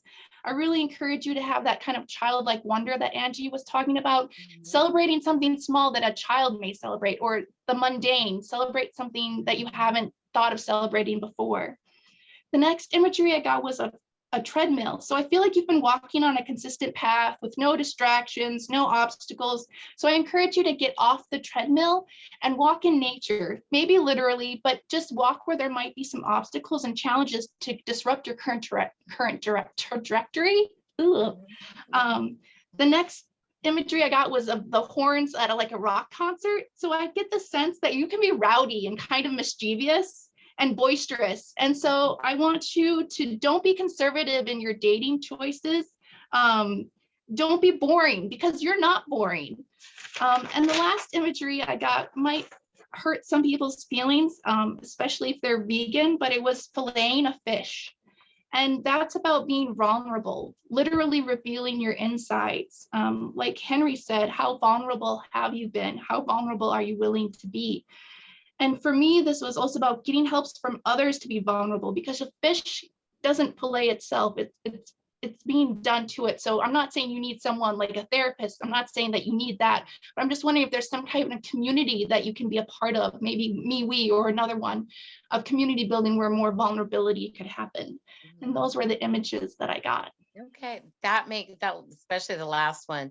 I was thinking about joining a particular community. So maybe that might be something. So yeah. Great. Thank great. you. So I'm wondering if I kind of see your eyes and I kind of can't. Can you look up at where the camera is on your phone? Like, so see, no, just stay further away from your phone, but just no, back up more. Put your glasses back on, because I need to be able to focus too. Just see where your camera is, because it's higher up on your phone than where you've been looking. Don't look at us. Put your finger in front of where you think the camera is. Yeah, and look up, just turn your eyes so you look up there. Look at that part of your phone. Yeah. Okay. Yeah, there's a little bit of a reflection, so I can't quite see. So let me go with what I feel. You want me to No, take it's my okay. glasses off? Nope, I don't need your glasses off. No, it's all right. Okay.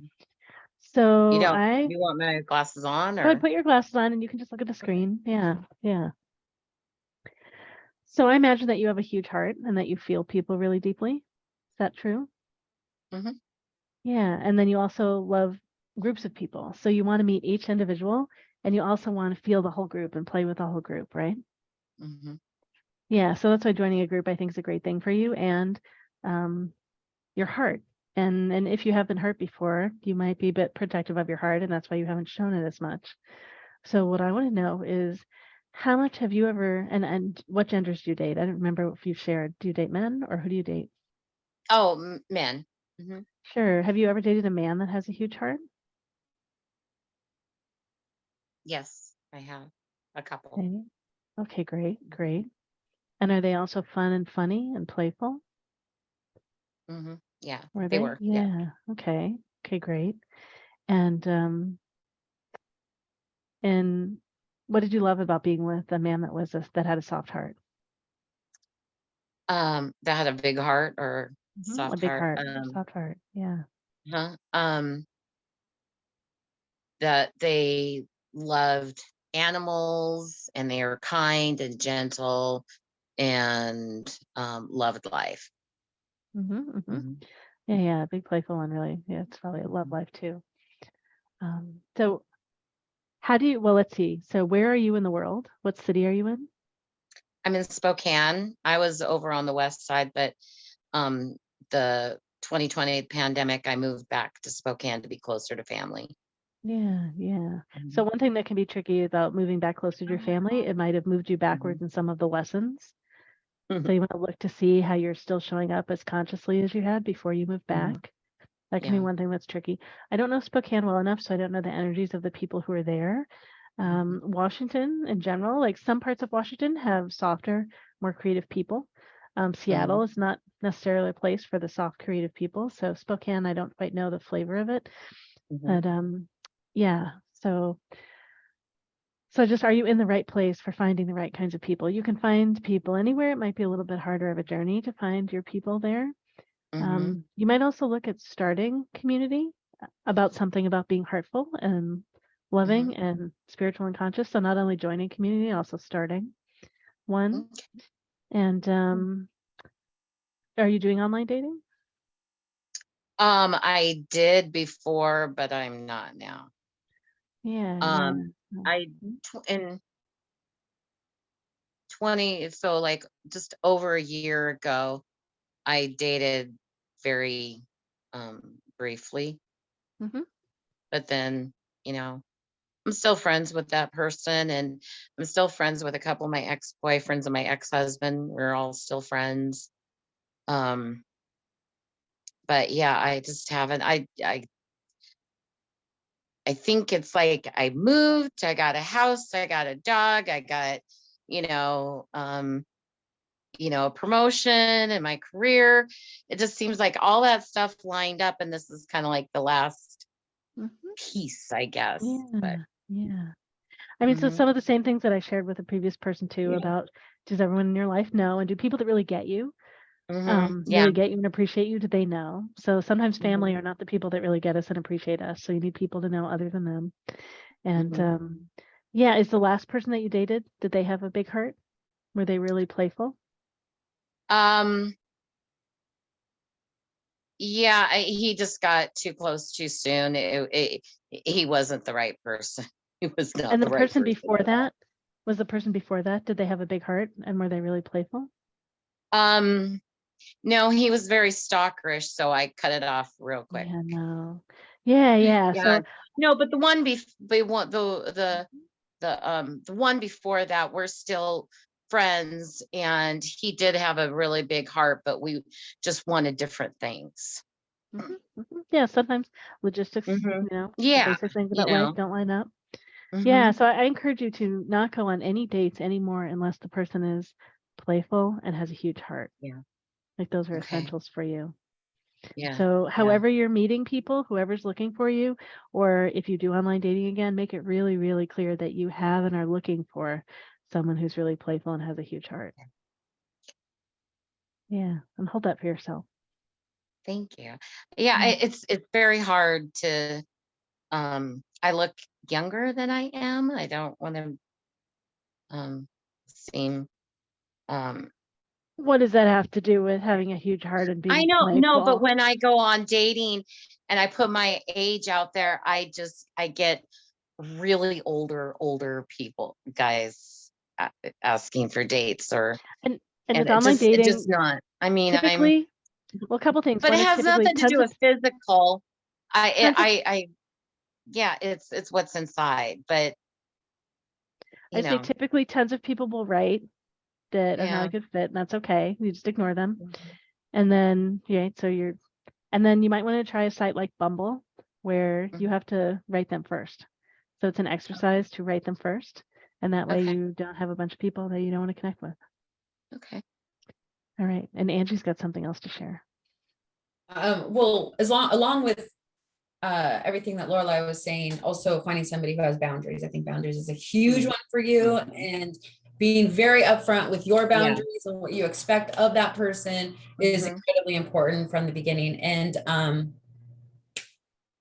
oh, I almost forgot what I was doing. So moving home is difficult because when you move home, no matter how strong you feel, you go right back into that circular energy of being the daughter, of being the sister, of being the friend that, you go into that energy. So you have to really do that work inside and make sure you know who you are and the strength of your integrity, that you don't let the old energies come around, because they can come from, sides that you don't even realize they're coming from. And pretty soon you're like, this feels really familiar. How did I even get here?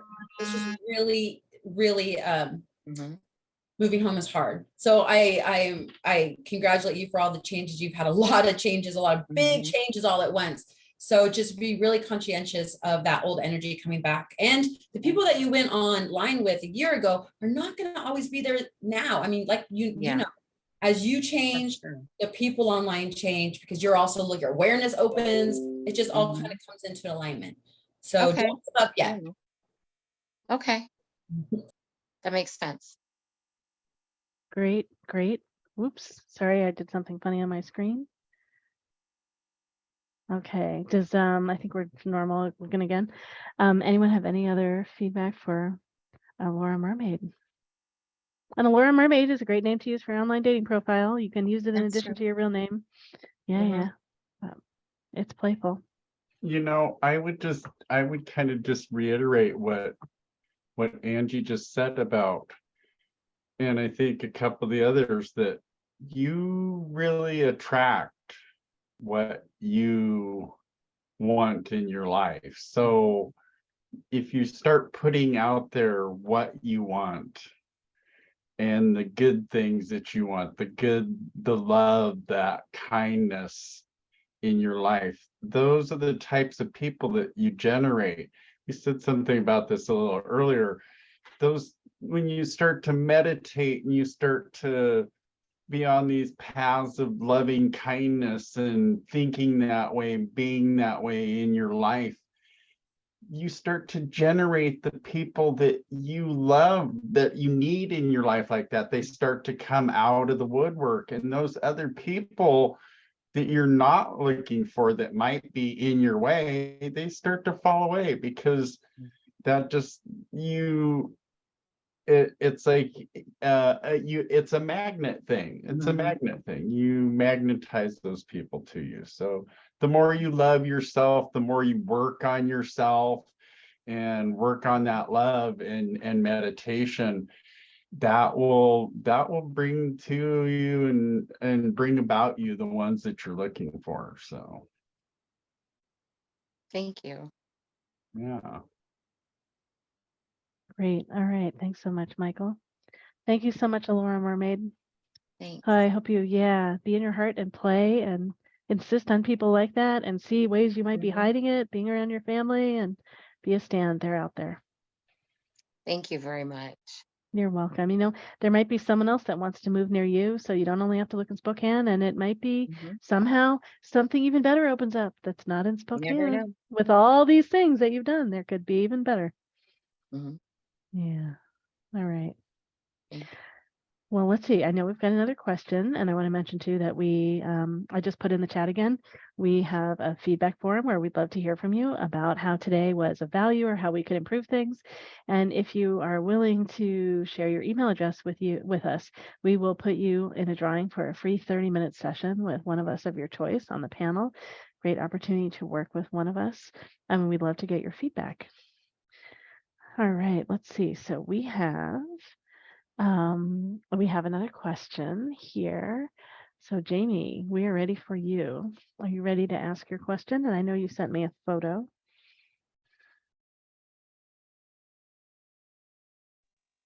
Yes. All right. Okay, Sorry. I'm going to bring you up. All right, great. Well, yeah, go ahead and ask your question. I've got, some notes, but go ahead. And some of that, what I sent you to, is part of my question too. But I'm like, in regards to relationships, like the two people that were in front of me earlier, a lot of what they kind of resonated with me because I have some of those difficulties and I'm struggling. And at the end of this month, I'm actually going back to Mississippi to visit my family, and I have very difficult relationships with them. It's going to trigger some traumas and things like that. But I'm also I reconnected with someone I used to date when I was 24, and I never had anything bad to feel about him, or I can't think of anything bad that happened between us and stuff. We just kind of like drifted apart or whatever.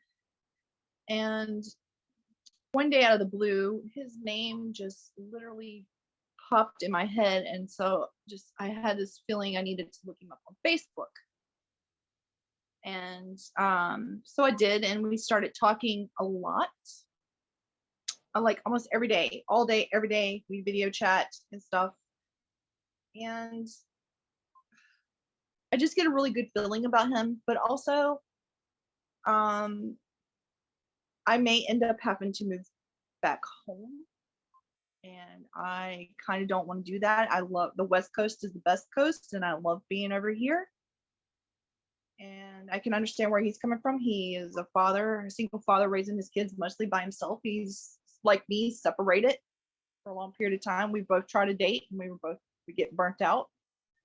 We have a lot of things in common, and we're kind of a lot alike. We're both free spirited and things like that. But I have a hard time with people that I want to be with. I have a lot of trauma and anxiety when it comes to that. And like, I kind of like, I'm doing a lot of work on myself, but it also feels like I'm like sometimes bombarded, or I get afraid. I have fears of rejection, worries, and things like that.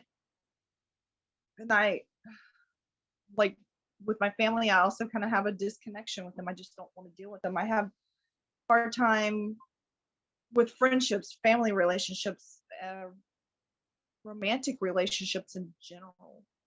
And I just want to overcome that. And the picture I sent you, I keep getting intuitively all the time, like a lot lately, and I feel like I'm being brash about it. I even blurted it out, like, I'm going to marry you. I even told him, I'm going to marry you. I just know it. It's a knowing. I know I'm going to be with him. I know I'm going to marry him. But I don't want to have the relationship blow up in my face. We've talked about these things. He's the one that initiated. Are we going to try again? Are we trying this again?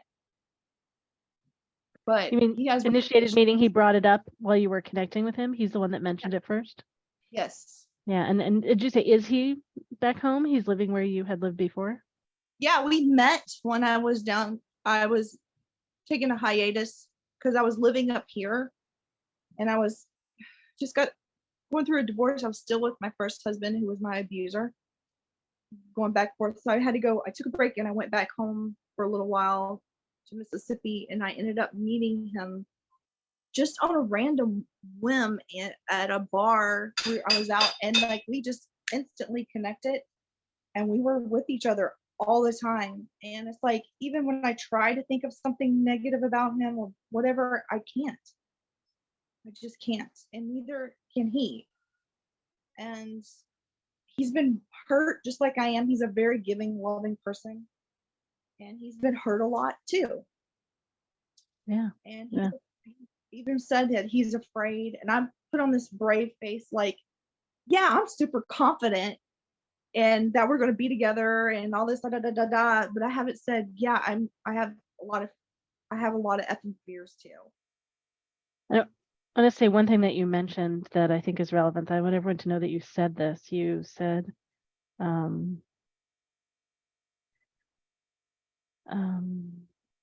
where did you say it? I thought you said it in here. But I'm following my intuition. I'm following my gut. Yeah, maybe you didn't say. Yeah, maybe you didn't say it. Okay, something I just thought. Okay, great. All right, well, we've got Michael already, so let's have Michael start.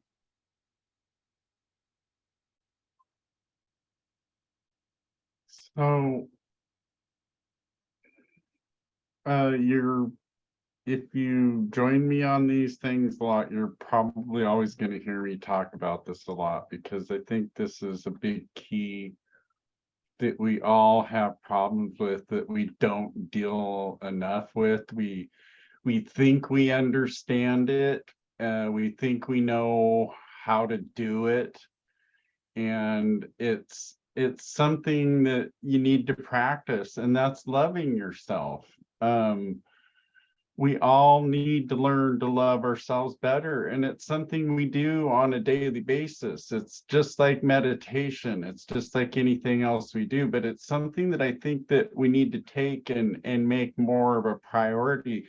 And especially in your case, I think you're going to find that, I know you think you love yourself, we all think we love ourselves, but we really need to work on understanding what it is to love ourselves and accept ourselves fully, and build that compassion in, and allow that compassion to live there, and understand that it's okay to be who we are, and make our mistakes as we go along the way, because that's how we learn. But your family issues that you're talking about, the relationship yoga that we have to deal with, that's what we look at. Those things would actually, the answers that you need to deal with those things will come in time with you really focusing on loving yourself, and your decisions that you're going to make,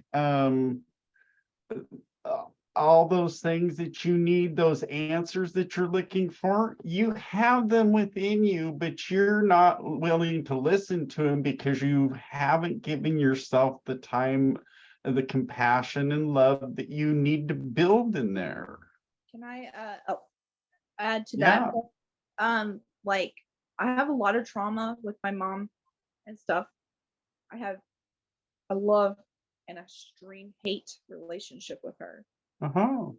And I can't stand my sister. I practically had to raise her from the time I was 10 years old. I have a extreme, I think I hate them more than I actually love them. Well, honey, and see that you're making more pain for yourself by doing that, because you're not forgiving them. You're trapping yourself in your own prison by allowing yourself not to forgive them. And it's something that you can't, it's not easy to do. It's not easy to forgive the people that have done us so much wrong. And sometimes that we've gotten to the point that we hate so much, so that, no matter what they do, we can never see ourselves to the point of being able to love them. But I'll tell you one thing, once you start really loving yourself and understanding that love is the same as everybody's love, and that's what God is in each one of us, and that they go through that same thing, then it makes it easier for you to start to be able to become to a place where you can start to forgive a person no matter what they've done.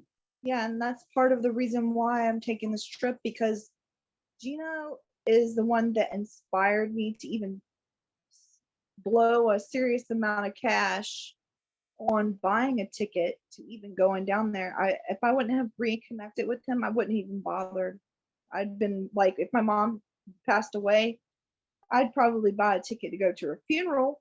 But I'm also like, I've been going to Heart of Now and the Heart of Now retreats and things, and working on the pain and things, the hatred and things I have with my mom that actually helping me. I think I'm to the point where I can forgive her now, get to that. And I think I just need to go down there and talk to her, because I don't think she's doing very well either. I just get a feeling that something's not right, and that I need to go down there. But I also want to go down there and explore things with him. But I'm also taking a break from my life here, because it is stressful here also, because I have a hard time with my kids too. Like, I'm tired, I'm exhausted. Like I said, in general, I have a hard time in relationships with people in general, because sometimes I just don't even want to be around people because I've been hurt. I've Right. been advantaged. I've been drained of everything.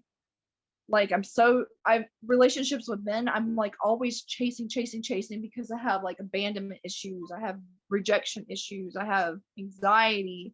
I was abused. I got in relationships because I thought that's what I deserved, or that were terrible, and men that were cheaters, liars.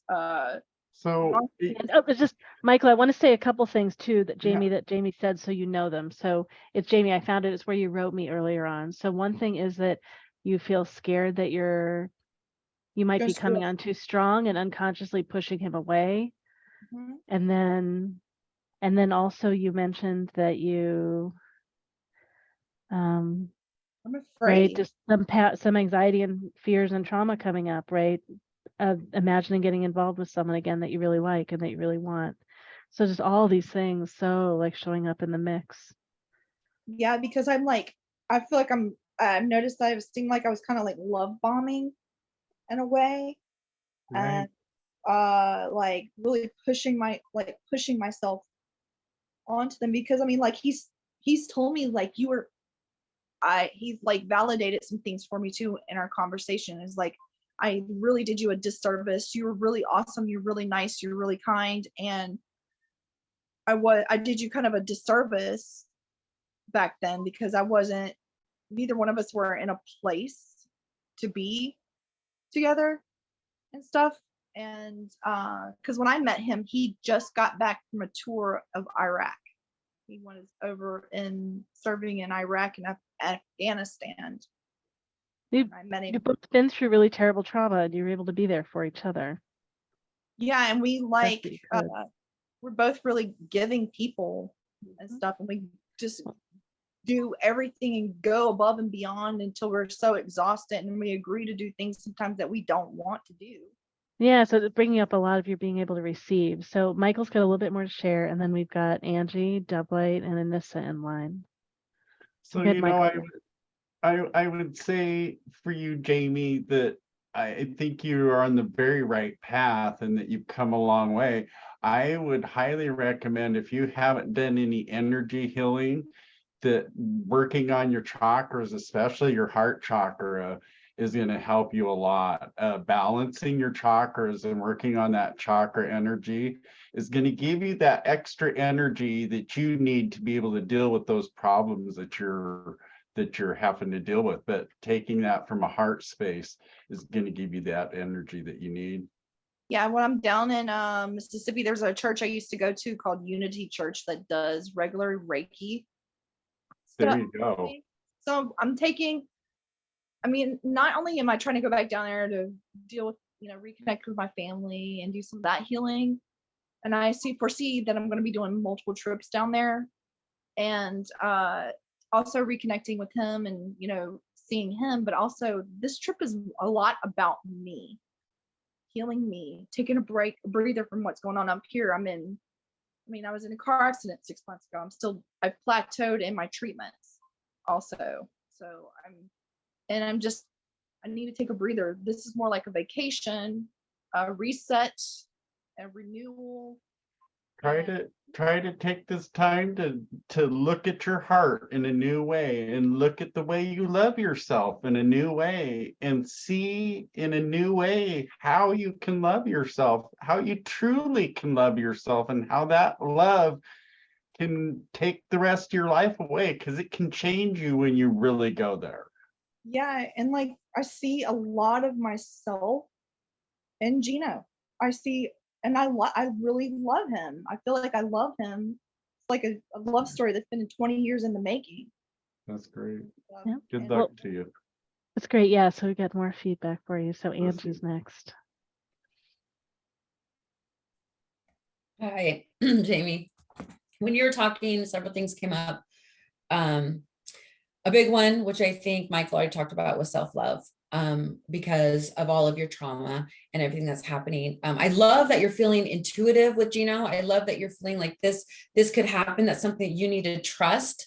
But what I'm also getting, and I know this is probably really hard for you to hear, is that if you do go into this relationship now, I'm getting the 3 to 6 month for you two, because your trauma and triggers are going to intermix with each other. And until you can figure out yourself and what you need to deal with your family and the love that you need to find for yourself, you guys are going to just continue and walk over each other triggers and traumas and I can see that Gino feels safe. And for you, that is huge. Somebody makes you feel safe, makes you feel seen. That's awesome. And definitely explore that with him. But I'm not judgmental either. Like, I've talked to him about about some of my modalities and being more of a spiritualist than anything. He doesn't judge me. I mean, like, no. I feel like it seems like too, like, I'm kind of like his safe space in a way sometimes. And safe space is important to have with each other, and communicating and relating with each other is important to have, but you guys will start to connect your triggers and start to your boundaries, and things will get walked over because you don't have strong boundaries. Boundaries is a big word that keeps coming up for me when I'm hearing you, is boundaries. You have to find your boundaries first, not just with where you are with other people, but where you're allowing other people to be with you. And go ahead. Because I'm like I have a big heart. Mm-hmm. I'm very loving. I'm very giving. I'm very caring. The empath in me, because we're natural healers and things like that. We want to help and heal others and things like that. I mean, like, I see a lot of myself in him also. Just be careful that your triggers and your trauma doesn't get too convoluted in that relationship. Yeah. And then with your family, with your chakras, like Michael said, I would go more to your sacral and your root, because that helps you find your family, your community. The root chakra finds your grounding, finds you connected. You as somebody who's been thrown around in the world needs to find their grounding, and whatever grounds you, work in that energy. And when you listen to you said you have an open heart and you listen. But when it comes to family, we automatically shut our ears off because we know what pain we've been in. We don't want to know what pain our parents have been in. We don't know why. We don't want to know why mom did what she did. But when we listen to their circumstances and start to listen to their story and maybe where they're coming from, you can kind of see a little bit of a bigger picture on what happened, and then kind of what happened with you. And then that forgiving can start to happen. Yeah. And the thing is and with my daughter, I am the shoe on the other foot situation, because my daughter is a lot like me when I was a kid, and I'm kind of doing things like my mom, but not as much. I'm more like my grandmother than my mother.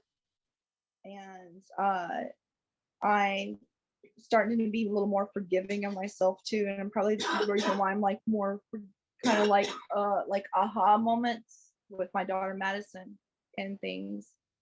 Because my daughter Madison has autism, and she has post-traumatic stress disorder, and a lot of her traumas happened that she went through has happened to me, and at the same ages also. And so, I have a lot of understanding, and I know a lot of what happened to my mom. I understand what happened to my mother also.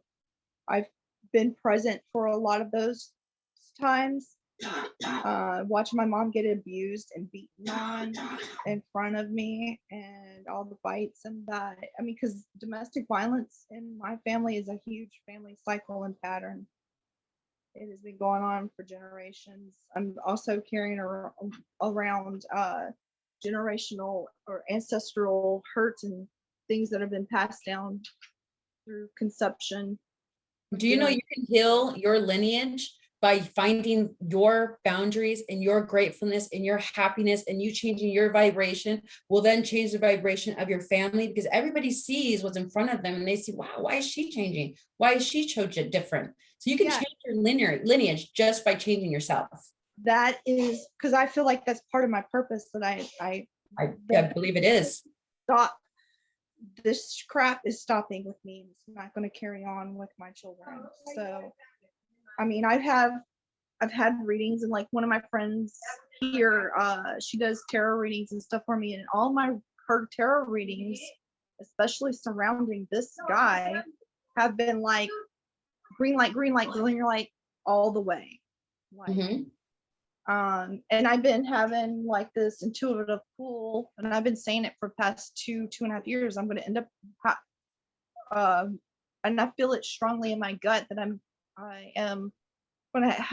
going to be moving back home, but it's going to be only temporarily for a little while, but it's not going to be permanent. It's going to be just a brief stint of moving back home.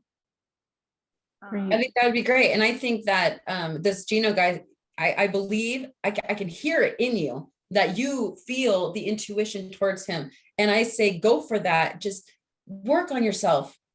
Yes. Make the priority your trauma before you go into a relationship that you really want, because that is the fastest way to mess it up. Well, and two, he's like, feels like a balance for me because he's a Virgo. I'm a Gemini. He was born in the year of the rat. He's like 8. He's born in 1972. I was born in 80. So I'm a monkey. And I mean, like, I've been researching that stuff, and I'm like, I've kind of like reeled back and stuff. I'm not trying to push on him. I'm like, I do check-ins with him, like see how he's doing and things like that. Like, hey, how was your day? I'm trying to not impugn, on him or whatever. Like, you're just checking in with his energy. You're seeing how he's doing. Right. Yeah, because there's days he has really hard times. He shuts down and just gets quiet. I know I got the times up. So sorry, Laurel. No, it's okay. It's great. I know more of us have things to share. So it looks like DoveLight is next. I left a link for a free audiobook. It's on the chat. It's You Can Heal Your Heart by Lois Hay. That's the first thing the spirit put on my head when you were talking. You were talking so much about different strong points. Thank you for sharing. And that's what I was picking up, multiple information, so many things, but I just want to make sure for the time being that I was getting it correctly. What I can tell you for sure, it's that take what resonates, leave what don't. There is this person definitely is a soulmate of yours. Doesn't necessarily mean a life partner. I'm not saying yes or no. It's not the finest stone. One of the things that we need to make clear for everybody, and this is one perspective, it's not the final total truth, might not resonate from people. We can get stuck in this healing journey and it can be freaking tiring, honestly. Enough with that. We all are perfect in our imperfection, and there is a balance of that. We all have a shadow to work. We all have things to work on and improve. We all have that. We all have inner, sometimes traumas or things to fears, even though that's okay. But that comes with the compassion and patience for yourself. One thing is logically said with your mind. I'm doing my work, I'm doing my shadow, I'm working myself, but the emotional field in the energy field works in a different frequency. This is why the body, the physical body is stronger because it goes to another frequency. The mental body goes to another frequency. The emotional body goes to another frequency. So we are a multidimensional being going to different frequencies.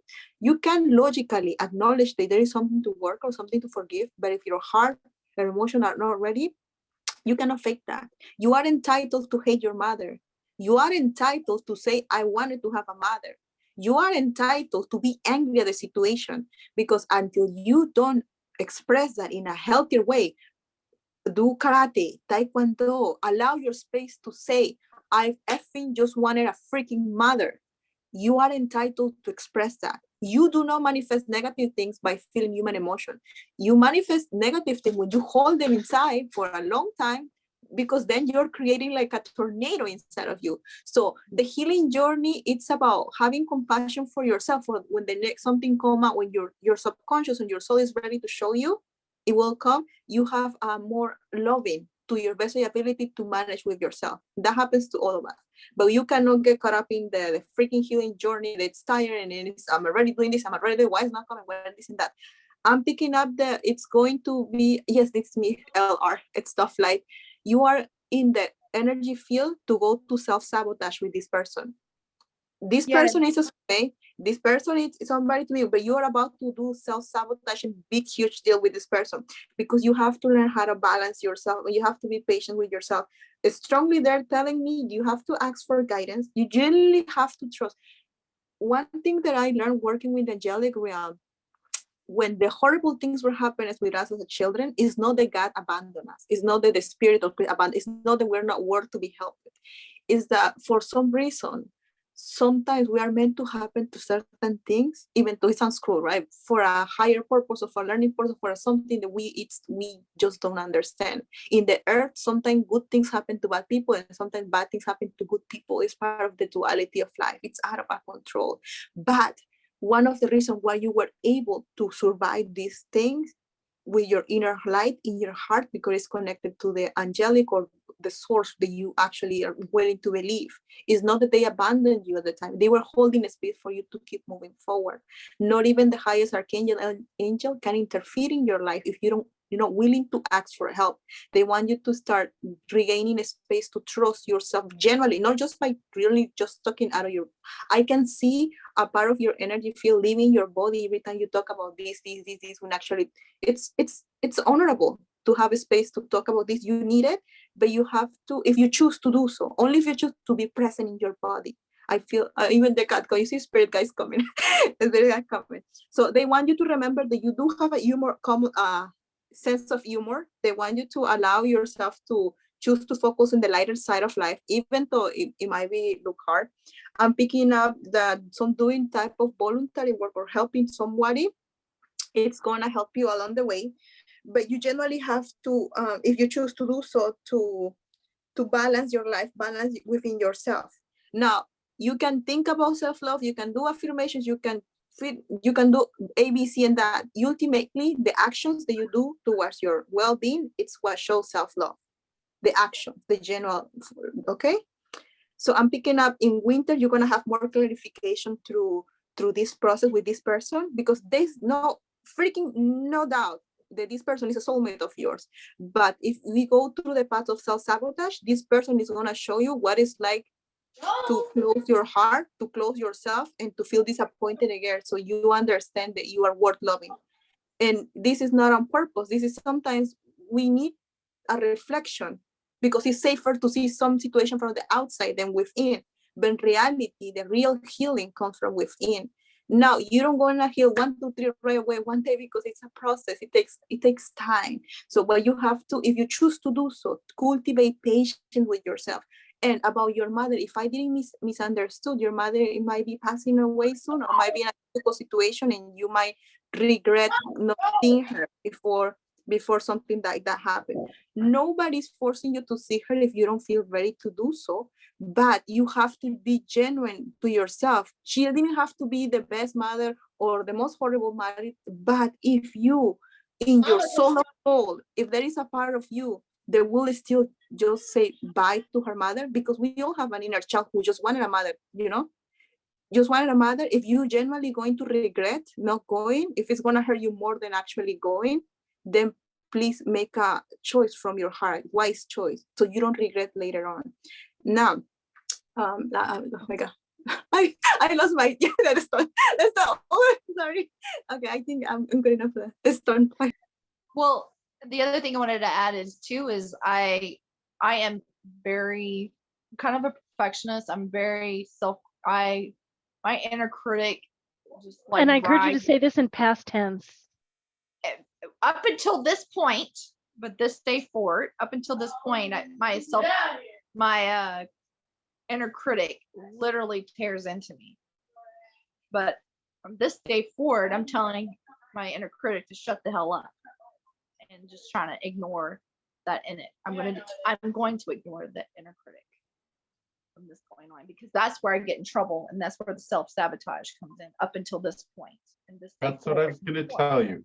Just tell don't say anything bad about yourself anymore. Just say loving things from this point on. You got it right. Yeah, because that's something I learned in some of the retreats I did. Oh my God, my kids are driving me nuts. It's all right, the universe and all the distractions, and yeah. My son is purposely poking at his sisters, and just I'm trying to pay attention to this, but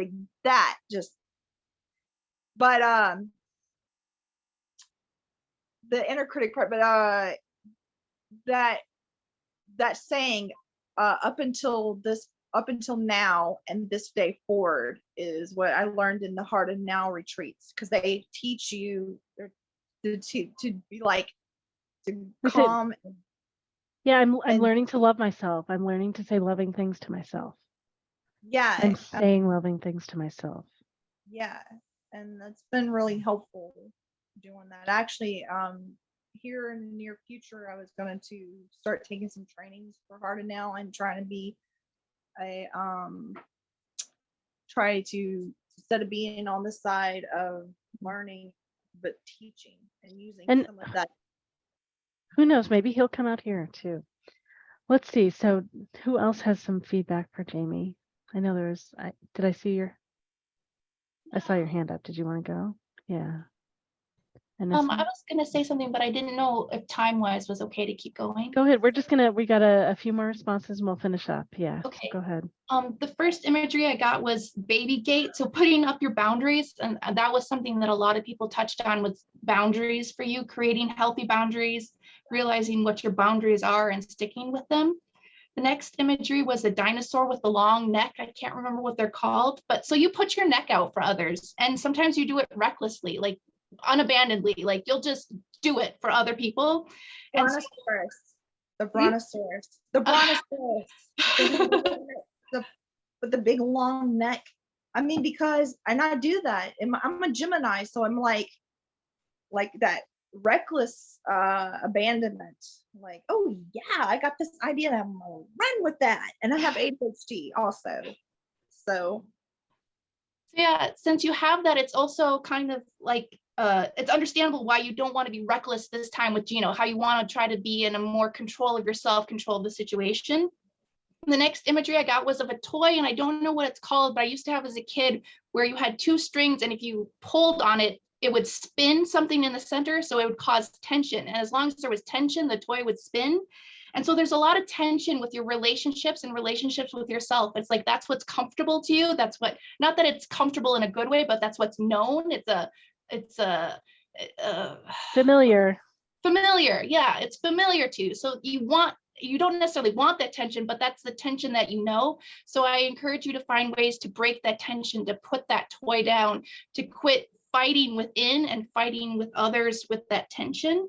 The next imagery was of the Rube Goldberg machines, and they are machines that are the chain reaction, where one thing does something to the other and does something to the other, and it usually causes some very mundane, simple task to occur, like putting something down on the floor when you could have just put it on the floor. So I feel like there's always ways that maybe you make things more complicated than they needed to be. Either internally or external sources make things more complicated.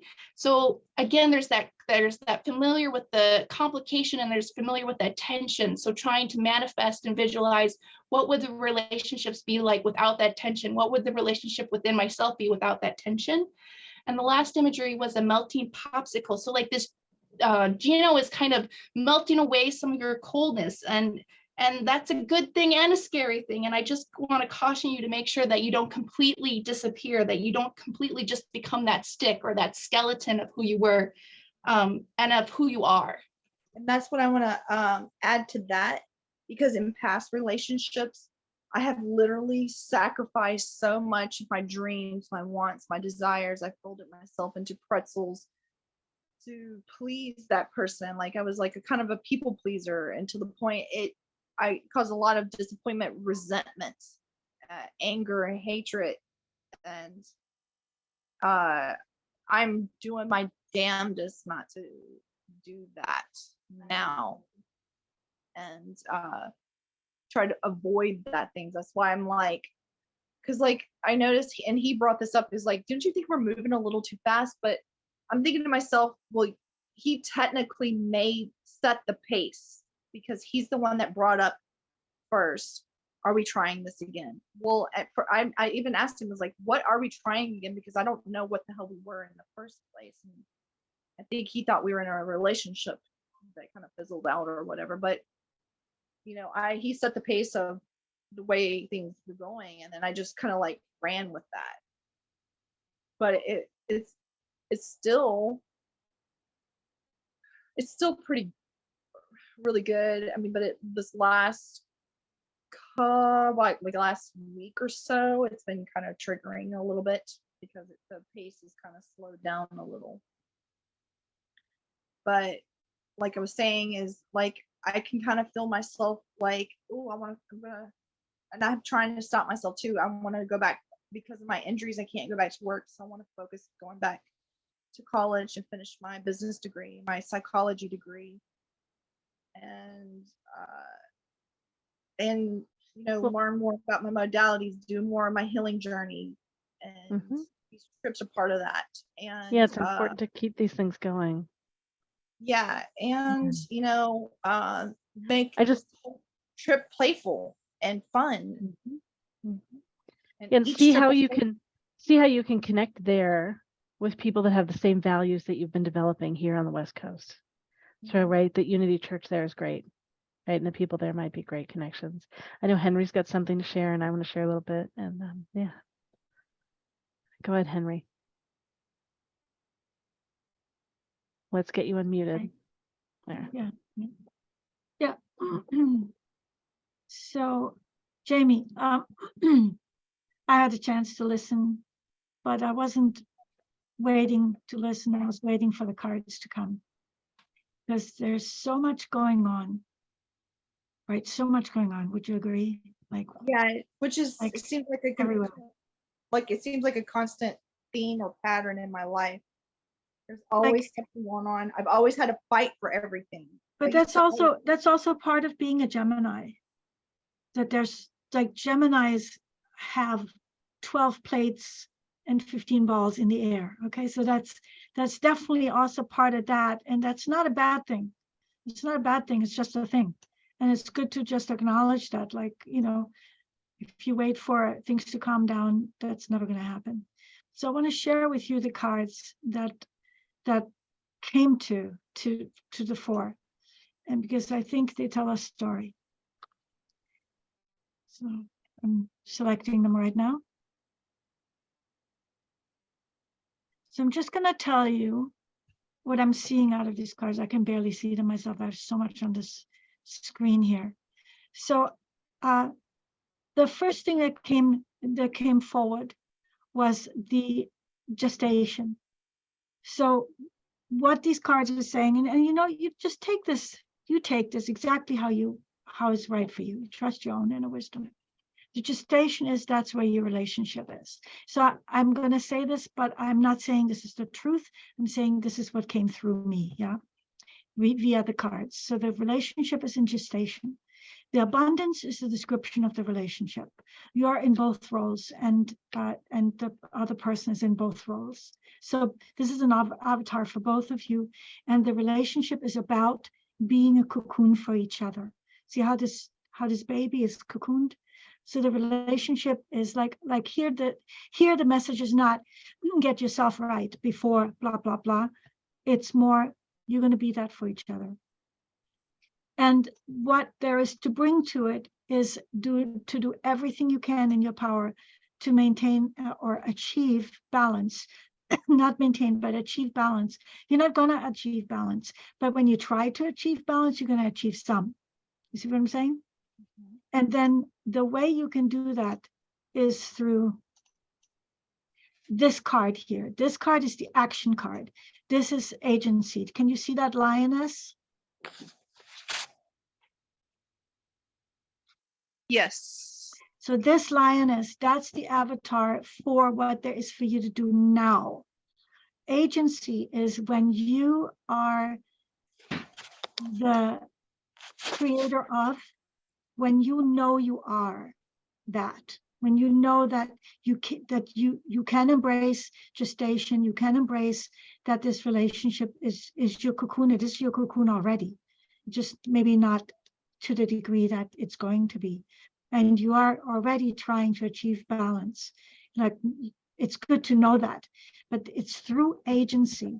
So rather than me giving you a bunch about, and I'm going to stop sharing now. Rather than me giving you a bunch about what to do with the agency, I want you to Google agency. Go to the Academy of the Internets, the interwebs, and read up on what agency is, because that, like, you are so smart, you're so driven, you're so intent on creating your life, you're reaching out for so many different things, you're an achiever, all of this, right? All of this. What's missing is agency. And when you find out by searching it yourself, you're going to discover things about it that in this time on this panel, I can't possibly share that with you. But I think agency is your like discovery journey. So like, just go on Google or whatever you use and just like, what is agency? And then go down the rabbit hole with it. And look in light of letting this relationship gestate, allowing it to be the abundance in your life, and looking to always achieve balance, not achieving it, but working on achieving it. And all of this in the context of creating your agency, then this will happen for you, because that's the only thing that's missing. And even if you think you know what agency is, keep searching it out. Yeah, okay, great. I love that you say you don't know what it is. That's great, because this is going to open your eyes. You'll notice how often you don't have agency, especially people born in female bodies. I'm non-binary, but I was born in a female body. Agency is really hard to come by. Yeah. We're culturally and structurally not born into a space where we have that. So research that, explore it, and make it mine, kind of thing. Okay. Yeah, because like I struggle too, because I go between male and female sides of the brain, because I'm a mother and a father at the same time. So like the doer part is more like the male driven kind of thing or whatever, and the nurturer part is the female side of the brain. And so I'm trying to like tap in more of that because of the self-care, like trying to work on my skin and take care of my hair and things like that. I bought new clothes to kind of dress up, because normally I dress like this. Like my friend Kat says, you need to go back home and try wearing something different, because you dress like a hobo some days, and you don't care about yourself. And you need to do more self-care on yourself. She told me when I go to take this trip, dress nice, bring my nicest things, dress nice, smell really good, and look my best the whole entire time. And I think that's all good advice, but it's from the outside in. And I think Angie said that, maybe not to you, but has said that this evening. From the outside in works also like from the inside out works. So these are all good things. I don't want you to lose what we talked about. I know you're Gemini. I have lots of experience with Geminis. So you like sparks, like that sparks something, you go all over the place. I want you to come back to taking seriously that you're going to study what agency is, because that's going to be the key for you, because that's the only thing that's missing. Well, and when I dress up really nice and I smell really nice and I actually take care of my skin, I actually feel lighter and I feel great about myself also. And it brings out, I feel like the best side comes out. So it kind of feels grounding a little bit also. And the one where you were talking about agency, the word manifestation also kind of popped up into my head. Yeah, just do the journey. Just do the journey. It'll be incredibly enlightening. And I texted you the word agency, so you got the word there in your text string. All right, great. I'll share a little bit too. So just given all your history and given some of the photos you sent me in the past, I know I went looking at the photo of like, oh no, what am I going to see? And I was really pleasantly surprised to see that I liked his energy a lot, and I was still suspicious. I'm like, really? Did I have to look closer? And then I heard you share about him. So I was seeing all that before you, before you shared. He's got a big heart. He's very loving, very giving. Yeah. He's so much different from everybody else. Yeah. And what's the best thing about it? He's kind of got Gemini energy himself, because he was raised by a Gemini, his mom.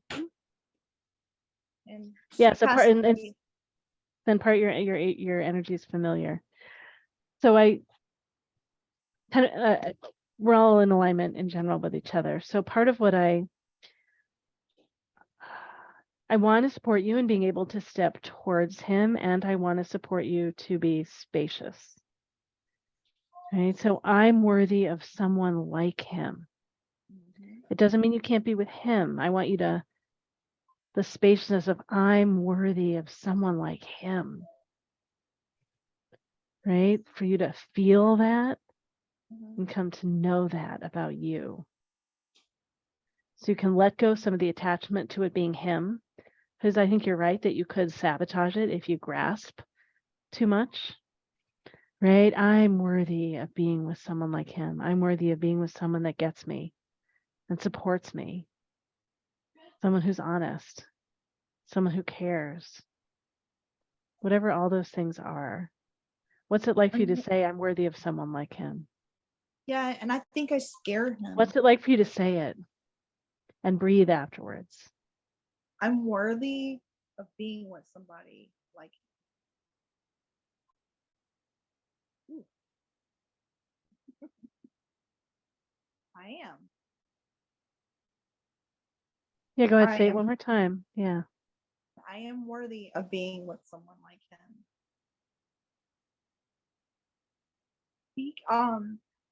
He's Yeah, I think that's, he's there's not really much of anything else you have to do. yeah. I mean, like I feel like like at times he seems kind of like I scare him in a way. Like I'm gonna say I used to, maybe I did. Hey, maybe I I did felt scared. So I scared myself. I scared him too. because he like when we talked a couple of days ago, he like asked me why me. You know, what is it about me? Why me? You know, he also has questions about himself. Also, like about why You've both been through things that are so hard. And you both have so much genuine caring and wanting to support and grow yourselves and each other. Right? So you both have questions at times. How is it that I might be worthy of someone so good? How might I be worthy of someone that really wants to grow and support me to grow myself? Yeah. So it's the dance of how to be willing to step forward, how to step forward in an open way that is open, and you don't know what's going to happen. You don't know what's going to be. And being open and willing to play, so staying in that sense of play with a possibility, play with you, play with his energy, is likely going to give you the best opportunity to find out what's here. I'm not trying to be clingy with like that anxious attachment and stuff. And I also planned because I told him honestly, you're the only reason why I bought the ticket in the first place to even come down there. And he's like, because he first said is like, I hope I'm not the reason why you bought the ticket to come down here in the first place. And I said, to be quite honest, to be truthful, you are the reason. You're honestly the reason that inspired me to even buy the ticket in the first place, because usually I wouldn't have invested that kind of money. I mean, I spent $825 on a round trip ticket to come down there. Yeah. For 9 to 10 days. And I asked him, is like, has any woman ever did that grand of a gesture just for you? And he's like, no, nobody really has. Yeah, and I want to encourage you that if he really sees you and gets you, he doesn't need a bunch of things given to him to see you and get you. It's your presence, your connection, right? Your care for you, your care for him. You don't need to give him things or give him your presence or like sell him on you at all. Yeah, and I made sure to make plans to do other things and stay with my friends down there, and make other plans to go see other people and not make myself completely and utterly available to him. Yeah, and start to learn to feel what it's like when your energy gets fixated on him, attached to him, so connecting, and see what else you can put your energy on and connect on. And so if you have someone to bring with you on your trip, or a stone you can put in your pocket. I have a stone in my pocket, right? So bring some other things so you can connect with you, right? And feel that loving, connecting experience that's not about him. So you have a greater chance of connecting with him. And I feel anxious sometimes of like contacting him sometimes, but sometimes he's like the first to contact me sometimes too. Yeah. And just keep, breathing Huh? in between and keep presencing all the things you're learning with Heart of Now. Yeah. Well, I know we've been really late, so I know I want to finish up. DoveLight, you had your hand up there for a moment. Did you want to say something? I keep hearing to don't have strong expectations about soulmate love. It can teach you genuine unconditional love. I'm passing through experience myself when I met a soulmate love that I love with all my heart, all my soul, all my spirit. But because of the distance, I don't know if that relation can really move forward or not. But regardless of if I get a relationship with this person or not, I love him for who he is. And that's a lesson I could never have with anybody unless I got genuine feelings. Like, I love you regardless if we ended up in romantic relationship or not. What I'm picking up with this person is that it's okay for you to express yourself. We just express. He said that he will be scared. What I understood, if he knew that you bought the ticket and you express it, which is, it's okay. But then you put the price of it. I felt like it's putting more pressure on him to expect something. Hey, I bought this, I spent this amount, I did this and that. So it's like almost, it's passive aggressive. Again, with the self-sabotage, it's like you heard him that he expressed that he was scared, like he wasn't really, okay with you being him being the reason to buy a ticket. Then you were open enough to express it, which is fine. But then you keep going towards that difficult topic. Again, we have to learn to be present and to listen. So my what I keep hearing the word from a spirit is expectation. Let's be aware. This is a soulmate relationship, but we don't know how much it's going to last or not yet. It's still to be worked on. So we don't cannot have these huge or big expectations. It's about loving unconditionally. Perhaps you are meant to also heal yourself through this process, and learn through that, but just be aware of that. And he's like I want to love again, but his fear is the fear I feel like he's expressing when he talks about I want to love again and stuff, is the fear of getting back in relationships, because allowing himself to love, because his wife basically left him after 14 years. And Jamie, I just want to just encourage you, you each have like different fears that keep getting mixed in here. And there's just like lots and lots of layers, and like for you each to hold your own hearts, right? So you could be there to possibly connect with each other's hearts. Right? Yeah. And it might not go in some perfect order, right? It is how it is, and like unfold how it does. And yeah, and DoveLight, I don't want to cut you off. I just know Michael's got to go, so we really need to finish up. We've gone about like 25 minutes over. So yeah, DoveLight, is there any last thing you wanted to say with Jamie, or did you feel finished? It's not our job to heal others, or it's our job to heal ourselves. We can influence, we can guide, we can give friend, we can support space, but it is not our job to save somebody else in a way to save yourself. You have to confront yourself. Yes. Yeah. I've also, a lot of the relationships I've lost myself because I'm trying to help that other person, rescue that other person, save that other person, like they're my personal project. So Jamie, focus on the things that you're doing better now. Focus on the things that you're learning, right? Focus on your own heart, right? And breathe and connect with you. Yeah, so we got to finish. Thank you so much for your question. Thanks for asking for what you wanted, waiting to the end, and sending me the photo. It's great. Yeah, and DoveLight said, if you're willing to continue the pattern, nobody can be willing to change unless you want to. Yeah, you can be ready to change. So Jamie, we're totally rooting for you. We've seen you through a bit over the last year and a half or so. Oh yeah. I have a good feeling about this one too. Mm-hmm. Remember, my phrase, I'm worthy of someone like him showing up for me in my life, right? All these different phrases, I'm worthy of this. Yeah. Because you're expanding and growing you for regardless of what happens with him. Thank you. Thank you. All right. So the practitioners are all going to share again who we are, how you can find us. I just put our information in the chat again, and Michael gets to go first. It's extra late. Thanks, Michael. Oh, let's get you unmuted. Yeah. Mm-hmm. Thank you. So I'm Michael Canary. I'm a spiritual therapist. I do Reiki healing and tarot, and I do sound therapy as well, and I would love to work with any of you. I will offer you a discount through the site here today, and that's it. I love you all, and I wish you all the best in the future. Thanks so much, Michael. Thanks for leaping onto the panel with us tonight. And if people want to find you online, they can find you at celebrationsoflove.net. Yes, that's correct. Thanks. Excuse me. All right, great. Who wants to share next? Go ahead. Whoever wants to leap on the panel. Oh, Angie, yeah. So go ahead. Let's just put you up there. Who are you? What do you do? And how can Okay. people find you?